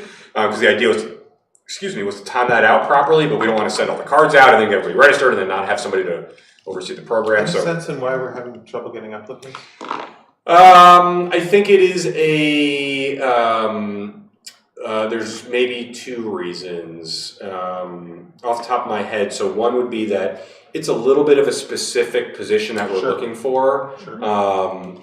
And so you want someone, for example, it'd be valuable for someone to have some code inspection experience, but also this is running a program. It's not just performing inspections. So there needs to be a little bit more of sort of the planning, communications, all that side of it a little bit as well. So it's a little hard to find somebody with both those. I would also say, not to sort of be a broken record or anything, but I think for some of our positions where this is slotted in the org chart in the planning department, I guess I could imagine us paying a more competitive salary. I'll say it that way. But it's similar. It's connected to a whole bunch of other positions. These things don't float on their own. We have org charts and departments with people that have similar responsibility levels and make similar amounts of money. And I would say that, without going too far into it, which we will, in the next few weeks and month, is that there's some areas where we could gain in competitiveness on our salary scale. I'll just say. Alex, is there somebody we can deputize, or is this too early in the process to say, if you're not finding qualified candidates, you are, deputized to, offer $4,000 more or something like that? I heard you say There is an org chart and so forth. However, if that prevents us from finding the right persons to interview. It is complicated. I would say the answer is that we can't just sort of there's some more steps required, because it really does, these things are really connected, and doing that in one area and not in other is going to create more problems than it solves potentially. It really is, even for an organization, this isn't, a huge organization, but there's a lot of connection points and there's a lot of history, and it's hard to adjust one position in one spot without, and I'm also happy, Nancy, to talk offline with you if you want to chat about that a little more. But yeah, I'm hoping. Well, I'm hoping that by the next month I'll have a better update. We do have some people in the pipeline, and we do have a few things that we're working on. But Okay. yeah. Okay, Anyway, thank you. Is the idea is they visit all the rental units, like once a year? they would oversee the program and every actually 3 years. do Once every 3 most years? of the inspections on And the. they're like 800 units or? I don't remember right now. Yeah, I'm not sure. And this is a full-time job. Yes, The numbers of hours per week. that's correct. Yeah. All benefits and so forth. Yeah. As a Yeah. full-time job. Thank you. Yes, it'll be. I would say it's full time. They're gonna have a long to do list. Yeah. Thank you. Thank you. Even on the 3-year cycle. Right. Next is transportation mobility. I mentioned this a little bit in prior meetings. This was a conversation in our traffic safety working group. Is just that we don't have a dedicated staff person. It will either amaze you. Well, yeah, I don't think it's weird for me to mention, like, for example, part of the discussions that we're having about staffing and all this stuff over the last year is. Our planning director, who obviously is involved in many transportation related things, that's actually not anywhere in the job description. Correct. And so we don't have a dedicated person for this, and it gets split up between largely myself, our planning director, our public works director, and our police chief and captain. And we would like to, we're having trouble kind of keeping up on everything, and we'd like to be a little more proactive than I think we are. And we also know that a lot of transportation mobility projects over the last couple of years, and I think especially in our goal setting discussion in the master plan, it's just increasing in sort of priority level. And so what we have figured out, and actually we just sort of, I think finished completing some of the, not negotiations, but setting the terms for the arrangement with the Regional Planning Commission. That's going to be providing about, it's going to be a little more, I think I said I didn't put the hours in here. It's going to be like 6 to 12 hours a month of time that they're going to be providing to us, and we thought that was a really good partnership. So it's basically like having a transportation consultant who's going to take on a couple projects, and that is going to take a few things off of my plate and Rob's plate and Pete's plate and Charlie's plate and Jim Martin's plate. And they're going to help us get a little more organized in this area, which I think is going to make a really big difference. So that's sort of one piece of it, which is just bringing them in and up until the end of the year. We have a little bit of consulting money left over in some of the planning lines. So we have a little bit of space for it, and basically up until the end of June, and sort of see how it goes, and then make a decision if we want to continue, if that really worked well, if it didn't work well, if we want more time, less time, if we don't want a consultant but a staff person, et cetera, et cetera. So I think we're all kind of excited about that, because this is obviously in a really important area, and working more closely with the Regional Planning Commission. It's just a nice partnership. Next is, we talked about in the last meeting, the bridge down across the river, and we had a couple concerns really just about the location of the crosswalk, that we want to spend a little bit more time if that's the best, safest spot for it. But we are reaching out to NHDOT, and the first sort of priority ask is, please do not grind down and put thermoplastic in, which is, it's not permanent, but it's long-term. And if they need to do any temporary painting in the spring, to just please use paint, so that we can very easily take that up and redo it. I think all of the staff agree with Jenny and the rest of the select board that the way it's set up right now is really weird. and with this giant space in the middle and no space on the sides for bikes, and that's probably not the best setup. So those are just a couple updates. We talked about that a little bit. The main ask is just to make sure they don't do anything permanent. It's winter, so they're not doing any work anyway right now. I know when ECSC went in, part of the Engineering. engineering and computer science building was built and that the lights were put in that intersection. One of the planning board conditions was to do a traffic study after. Oh. And look at safety in the quarter and kind of, because there's a pedestrian, whatever it's called, on the little island thing? on the east side of that intersection on West Street. But traffic counts and pedestrian counts, and so that might, I don't know when the planning board is going to require that being done. I know that there was a discussion that, during bridge construction, probably not a good time to do it, but I imagine that would help, when you get those counts and that information. I'll follow up about that. Yeah, I didn't know that. It could potentially help inform, having a crosswalk there, Pete, I know we've had discussions over the years with DPW that don't have a crosswalk if it's not a safe crossing, and you sat in those meetings with Pete saying, I think that having data to drive whether it stays or whether it goes, it would be important. So I think that might be something that we could grab that has to happen as a result of the If there's something, condition. there was a time when we were in Los Angeles, they were going to take the crosswalk out in front of Kaiser Medical Center because people were getting hit walking from the parking garage to the medical center, and that was the plan. Yeah. And there was, a concerted effort to say, well, people are getting hit there because they have to cross there, Right. but it just needs to be made safer. Yeah. I think it's really a good idea to make sure it's in the safest spot. I think there's something right now where we do have some beautiful tip downs.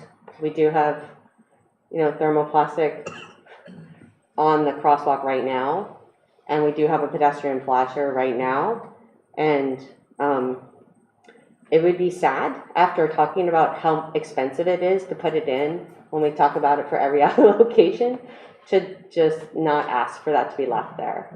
That makes me sad because we do talk a lot about how expensive it is to do such a thing. And they did study it and put it in, and it worked during construction. NHDOT doesn't kind of haphazardly put down a crosswalk. They're kind of famous for not haphazardly putting down a crosswalk and taking a lot of time to do that. So I think that was one of the large reasons Hanover Bike Walk was just so interested. And we also got, feedback from people who were using it and who were very happy to be able to get to the boathouse or, who, I don't know, just get other ways. And there's just, I guess the only other, I know we're not, the museum is on the Norwich side of the river, but that's the other thing I hear, it just gets really hard to get there, particularly since we don't shovel the sidewalk, and then we can't cross, and the sidewalk basically gets you to the museum, and then you can't, to the road that takes you to the museum. Right. But that's one of the places that we've heard some access issues. It just gets tricky. So I guess in the bigger picture, we're all for just increasing access. And the reason that it was coming up now was because I think what's happening right now is just because the bridge is just sort of this big expanse and nobody is exactly sure where to go, that people are experiencing it in a really different way. So people who haven't maybe thought about space allocation are, coming to not just me, but other members of the Bike Walk Committee saying why is it so hard to ride a bike here if we have all this space? Can't you just give some of it? So that, you know, that, I just wanted to make sure that people understood that, like, this, we had started our conversations with NHDOT back in, 2020. And that's when they're like, oh yeah, I guess we should they actually thought they had bike lanes on the bridge, even though it says bike lane ends, and they were substandard. But that's when they started considering putting the bike lanes in, because David Dossel wrote a very compelling letter, and we sent it. So I think, that good work could maybe be made even better. So that's encouraging that we could come up with a really robust plan to give some really good space for the people who already do come over, and then maybe that would, give other people a way to come over. So. And two things too. One is, and I apologize if I wasn't clear about this, but definitely all in favor of keeping the crossing there. It was just a question of, is it is it set up the right way or not? Not removing it or not, just if I didn't say that right. And then the other is, and we'll talk about this a little bit more in our next meeting, but West Wheelock is going to look very different, not that far in the future, and much better. And so we hope that is going to move in a much, much more pedestrian-friendly, walkable direction, which we're excited about. Can you speak to the not removing the crosswalk? Like, my understanding was that if the way the NHDOT proposal was, at the end of their time, they'll just take that back out and put it back the way it was. Because just east of Old Tuck Drive, which is where the crosswalk is outside of the project area. And so they installed what they would call a temporary crosswalk for the duration of the project. And then at the end of the project, if we don't make a request for it to stay, it will be yoinked or yeeted in the current. Jenny, where's the current? It's temporary? just east of Old Tuck Drive. Looks pretty So permanent. up the hill? No, it's just, if you were gonna go to the boathouse, it's You went just, down on the it's on south the side. town side of that intersection with the boathouse drive. Does it have a flasher? Yep. No. Yes, No, yes, Wait, down there? Yeah. yes. Would you like to see a picture? No, that's So yeah, I don't know exactly the question and answer, but again, the goal would be to have a crossing there that I think is valuable, and just make sure that it's set up the right way in the right spot. That's all. Yeah. Speaking of walkability things, just pending the NHDOT's approval of the respondent that we got to the RFQ that we issued for the Girl Brook multi-use path. We'll be hopefully getting approval for that moving forward there. And that's between Reservoir Road and Verona, so that's... Is that this summer? I don't know. I think that's going to depend on DPW staffing levels again, because we pushed a few projects off from last summer that we couldn't do last summer. So I'm not sure the answer to that. It'd be great My when you have initial a reaction chance. is yes, but I'm not totally sure. Yeah, But it's I know not- that College Street's on this year's agenda, so Okay. they may not get to that. And it's Right. not gonna come at the expense of that sidewalk on front of That I don't know off the top of my Residents have head. come to talk to us about. No, Yeah, it's but not there was- at there the were- expense, it's in No. addition to. Okay. And I know there were a bunch of community meetings and discussions and signs. Yeah. Definitely. Any Custer kid. Right. And I think that she may have helped get the grant money. Right. So moving on to downtown Hanover, always enjoy reporting when we have a new business opening, which is The Works, which is just down the street on Main Street, which is great. So definitely check it out if you haven't before. We're happy to have them here in town. And even before they opened, they've been coming to our business meetings for months. So love that when a business reaches out before they even that's not true, before they open their shop, but they start engaging with things like that, which is cool. Our next monthly meeting is going to be mostly focused on bringing a couple different stakeholders together, like Upper Valley Business Alliance, Dartmouth College, Town, a couple others, and just making sure we have an idea of sort of the calendar of events that happen throughout the calendar year, and making sure that some of the stuff that we want to do in Hanover is timed correctly so that we don't launch our big new event on the same day another town already has an established farmer's market, things like that. So we're just going to be doing a lot of coordinating around that. And I think the only other update here is just at the end, which is I did a talk at ICMA, the International City County Management Association, last year in April in Burlington, and that was about public engagement and using podcasts to help inform people. And they invited me to do that for their Boston conference and offered to pay for it, which we really appreciate. Because the travel and the hotel and everything in the city is obviously not cheap, so really appreciate that, and just happy to. I know getting engaged in ICMA is an important part, and it's been really valuable for me because I was not very involved in ICMA specifically in New Jersey, very involved with the Municipal Management Association, but this is sort of a new thing. So we'll be happy to represent Hanover and Hanover happenings in Boston, and that's it.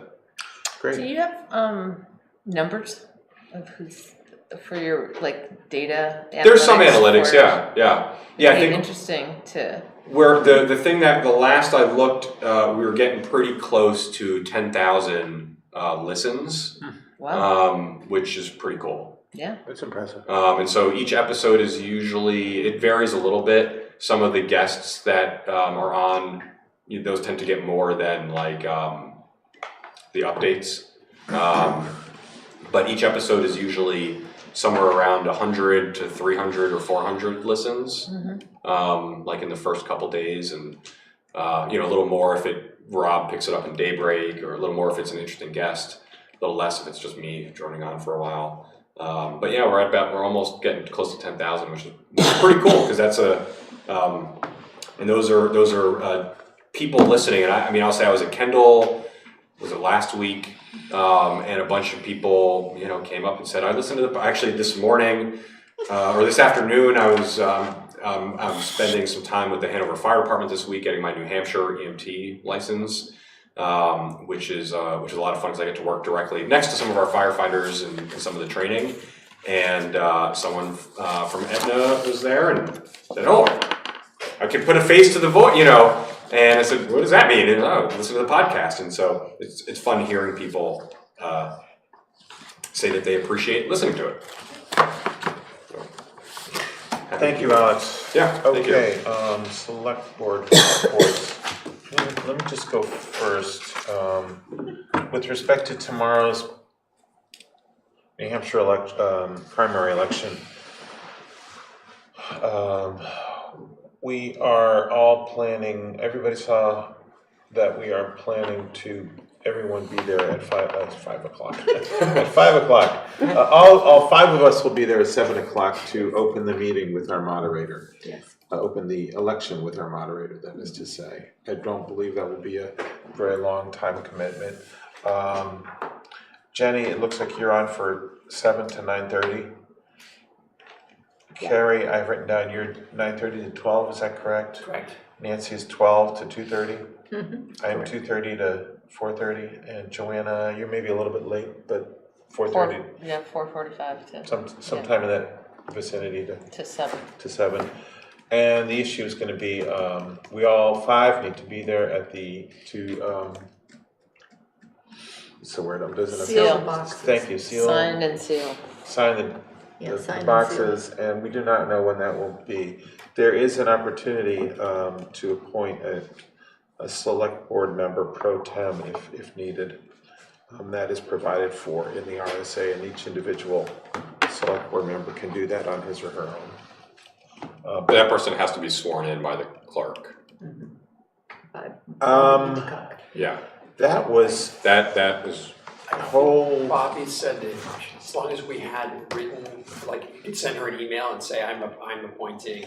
Yeah, So she said she wanted a written record of it, but she checked and did not have to be sworn in. That's what she told me anyway. Okay. Unless she told you then she told me that on In Thursday, fact, Friday. Yeah, if that's what she said on Thursday, then. Yes, yeah. In fact, the RSA itself, or the election manual itself, notes that this is a pretty bizarre departure from what is required of a select board member, that the select board member really acts with the majority support of the board, and this is an individual action of an individual. Right. So it's different. But I did not see anything in the New Hampshire election manual that person had to be sworn in. Yeah, and if that's what Bobby said, then she's Yeah. Yeah, she indicated, just send an email if that you would like to appoint a pro tem in your place. What will be the notification of timing with respect to our attestation and sealing activities? All bets are off. We anticipate, no secret, that there is a write-in campaign, and that's going to take forever. Because those are hand counted, so it could be like midnight. And so in terms of, usually they text us and say, It's gonna be the they, is that I perhaps know, Bobby? It was it's probably Bobby, it was Betsy, I don't know who does it now. So they need our contact information, our emails, phone numbers and such. Yeah, so maybe we should all get that to, We could probably just email it to her, Susie has it, but we could yep. Yeah, we can give her. Email it to. do, oh, Bobby. I mean, I've often, I'm I sure. can also send it Actually, to you guys, because I have all your text messages. Yeah. I mean, if she sends it to Okay. those And of we us bang now. on the back door the same, Yeah, it's usually open. okay. I mean, it's usually not locked. Yeah, they get there way early. I've done the first shift before and there's always a bunch of people there already. Oh, they have to be there at like Yeah, 6 They're tomorrow. really Right, there. right, quite 6:30. early. Yeah, Ugh. Yeah. Betsy's in charge. I'm gonna roll in at like 10 to 7. Oh, okay, and that's all I had on the election. I'm looking forward to seeing everyone for a really long period of time tomorrow.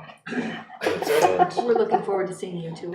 It's unbelievably. They said with no Okay, sarcasm. with or- that, Well, no, no, it's it's really, it's really fun. Let me finish. It's actually. unbelievably important how this has become in the United States political calendar this year.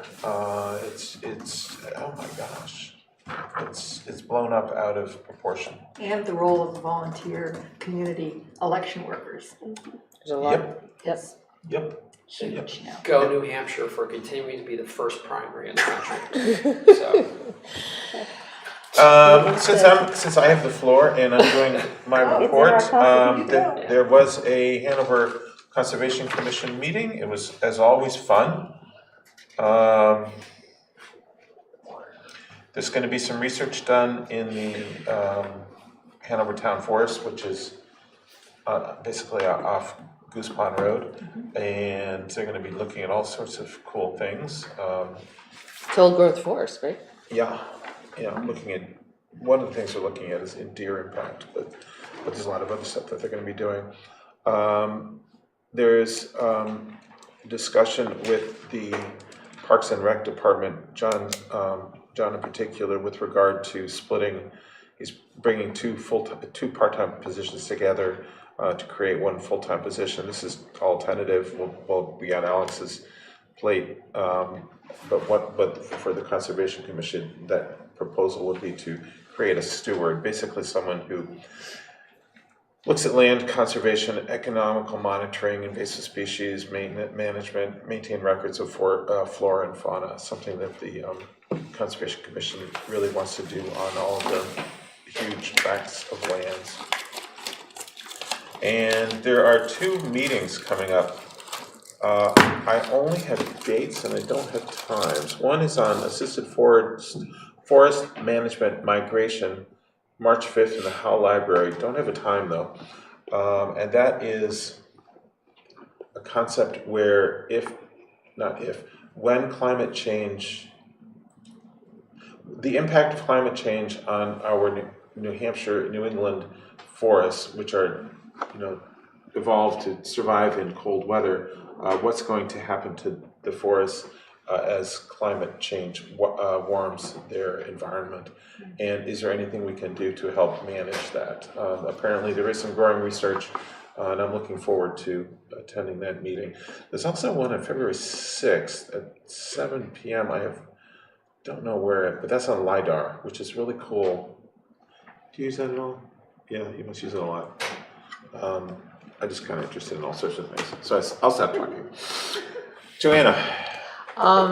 The trustees of trust funds met on the 17th of January, Matt Dattilo from Mascoma provided a very positive fourth quarter performance report on the Brissette, Bridgman, and Common funds. So we had anticipated not so great, and it was a really positive, financially positive report.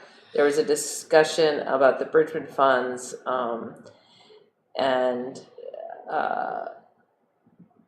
we're working on Kari, who serves on that committee, updated the trustees calendar, which documents the communications with the school district, because Bridgman Fund is a school district fund.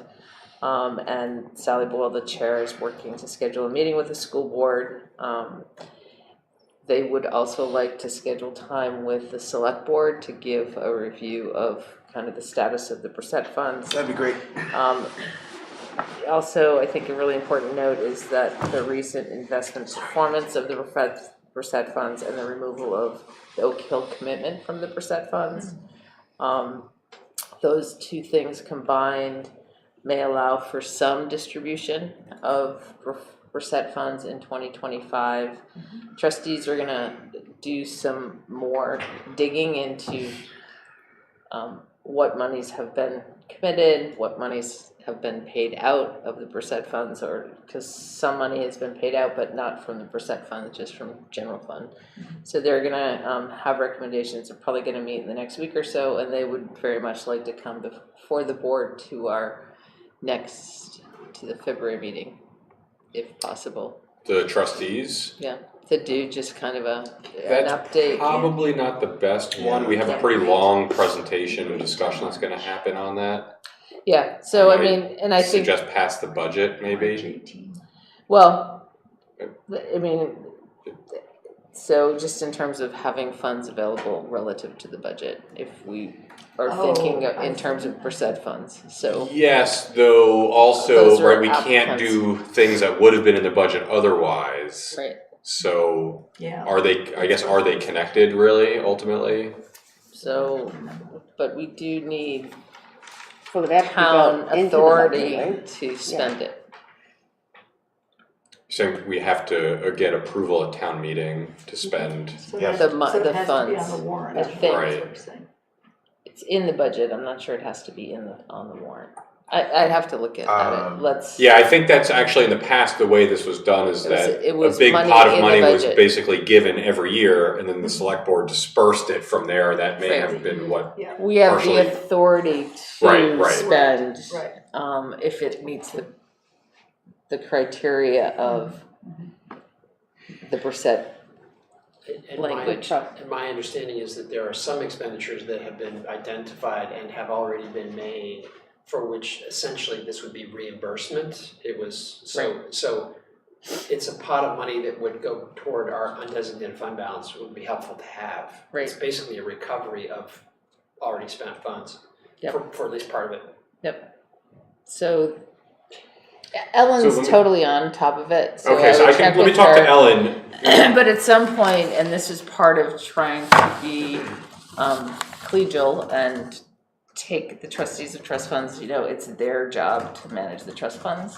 And they would like to come and meet with us to give an update on a regular basis. We had identified Makes sense. early January as a good time because at the end of, the fourth quarter, we have kind of what's happened over the course of the year. We add that to the rolling average and identify what makes sense in terms of distribution for the following, like FY25, right, July 1. And so it would be something that we would, some of it, as you said, we've already spent some. This would be like a reimbursement of the undesignated funds, but they think there might be a little more that could be dispersed in FY25, which could potentially add to our budget. So. Yeah, so I'll talk to Ellen. Yeah, talk to Ellen. Okay, okay. She's much more familiar. So there's that, and then, as we said at the last meeting, February 13th is the public hearing for the Hanover. Well, I happen to serve on the master plan committee officially, so I was reminded of the public hearing here in this room at 7. I think it's here. What's the date? 7 p.m. on February 13th. And that's all I have. Nancy, I'm sorry. So since you took that half of my report, all I can add is, and yes, it is on Zoom. Oh, it is on Zoom? It is on Zoom, yes. So it's a public hearing of that the planning board is sponsoring on the adoption of the new master plan.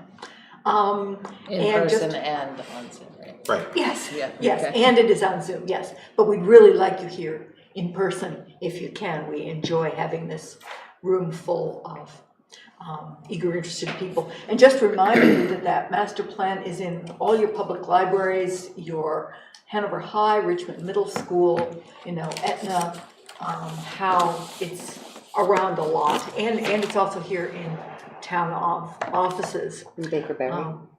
Yes, Baker Berry, yes, and yes, that's new this year too, which is great.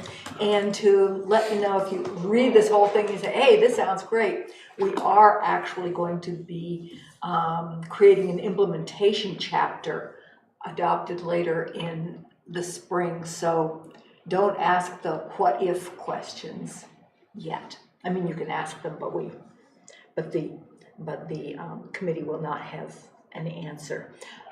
That's planning board work. How board work, how met this past Thursday, the 18th, and again, your new master plan was on the agenda. Rob Hausman gave a very detailed presentation to the How board, which they really appreciated, asked a lot of good questions, and to let you know that the How major spring fundraiser is going to be March 23rd. So look on the How website to be able to buy tickets, come drink and dance and have canapes and enjoy your fellow citizens on March 23rd on behalf of the How board. Jenny? Thank you, Nancy. Ta-da. This month for Hanover Bike Walk was very exciting, and that is a process that we started actually with Officer Raithborn years ago. Was just getting data from the police department. As you know, we've had we went back and forth. What do you think? 30 times over like a couple, like over a decade's worth of reports. But this is like we have now. It's not totally automated, but there's a new reporting system that HPD has, and Cheryl Tallman is able to generate these reports on an ongoing basis so that we can monitor and update our hotspots and our maps, our crash maps and we don't have to wait 10 years to do it. So that's really great and super exciting. That's big news for us, and we really are grateful that the Hanover Police Department is forthcoming and able to deliver us this data, because it makes this work just so much more valid and easier to do and more robust. And then we had the Capital Improvement Program Committee, a lot of discussions about how to like describe the assets, like bucket them so that we can come up with something meaningful. We talk about what these monies are could be potentially spent for, and then we adopted some project criteria where if the of what would be considered by this committee, and it's interesting too. I think the focus is going to be on newer projects. I think Pete already has collected over like 400 projects, but the vast majority of them are the replacement projects or are smaller projects.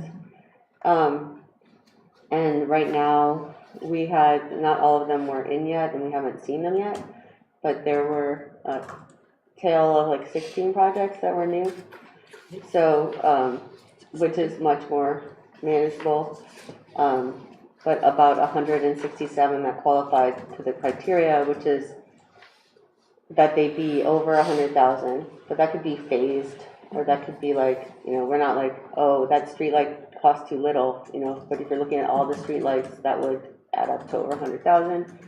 And then everything has to contribute significantly to at least one of the following and I'll send this as a report so you guys all have it, but improve public health, welfare, and/or safety, or increase the efficiency, capacity, sustainability, and/or accessibility of town operations and services, or support the implementation of the town sustainability master plan, walk-bike plan, and/or any other town adopted plans, or maintain, expand, and/or replace the town infrastructure or land. So that was like, just, yeah, just to make sure it's, Yeah, very has a focus that's wrapped up with our town goals. And Carrie, do you have anything to add about that? Yeah, no, it's exactly what you said.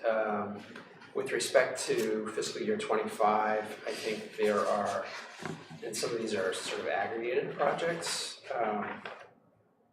28 capital requests, which can be consolidated into 14 CIP projects. And then there were 2 that weren't on there that he hadn't added yet. And then there are a couple that still in the process of being added, and they aggregate to $17 million. But we haven't delved into any of the details of any of the projects. So this is just kind of the aggregate data, the metadata, if you will. So, but it's interesting. And it's also, it was pointed out to me that we should probably revise our capital financing policy, which refers to CIP, but it's before we had this program in place, so it's, we're getting into some definitional things. So that policy, which is a select board policy, should probably be revised.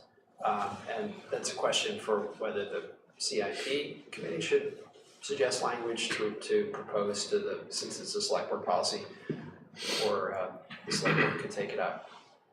I haven't seen that policy in a long time. There's like a capital improvement policy versus Yes, like I do we remember formed that. a capital improvement program committee, So which it's now has, you know, like a structure and some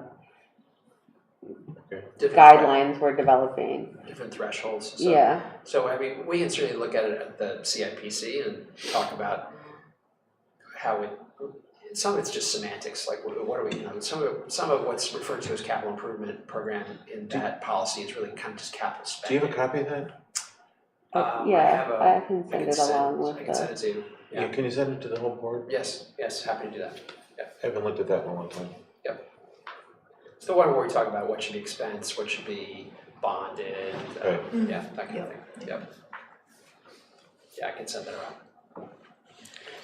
And then also the Hanover Finance Committee met on January 11th and unanimously voted to support the Hanover School District budget as well as the Dresden School District budget.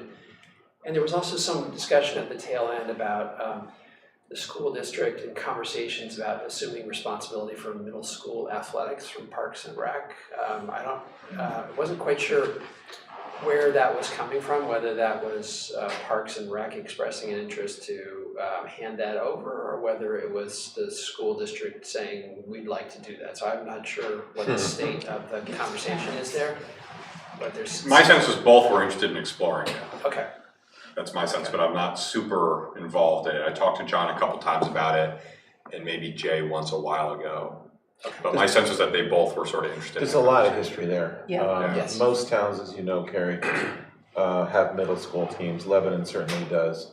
And when my kids were playing against Lebanon, they're playing against a school team, and it really gets to the question of what is town responsibility, what is school responsibility, what is best for the kids. There's all different levels of kids. It's wonderful having a rec program because that is nice and inclusive. Everybody, I've coached rec teams, and it's more of an instructional thing than not, and it's a complicated issue. But it also goes to inclusivity, because people who I just said that. You said inclusivity? Oh, I meant in terms of students getting to and from games, that only parents. Oh, absolutely, that's a huge issue. That's what I meant, I mean, That is a huge issue. that there's no transit our No, rec, our I rec department apologize. doesn't. You Yeah, it's bring up like, a huge point. there's a huge influx of people into the high school teams because they can. Yeah. Because they can then, because the transportation provided. Yeah, no, that's, I think Hanover's overall at a big disadvantage in this regard. And for decades, it's actually, I mean, we talk about the school and the town and so forth, talking to one another. It's been the parents who, for decades, have wanted this, their conversations have preceded the town and rec department finally. It goes back to a principal at the middle school. Yes, it does. But I think that, you know, when it comes to recreation, Parks and Rec, you know, for many years we have an incredible resources in the community, whether it's our, you know, town forests, and now that's under the auspices of, or much of our public lands are, you know, managed by our Parks and Rec department. It used to be DPW not too long ago. And then there's the fields, you know, the playing fields that historically have been managed by the rec department. We don't have a good inventory of all the assets that we have for Parks and Rec. They don't have a master plan for how they manage their property and how it should, you know, the needs, and I think you raised that earlier, is like, what do we have to do?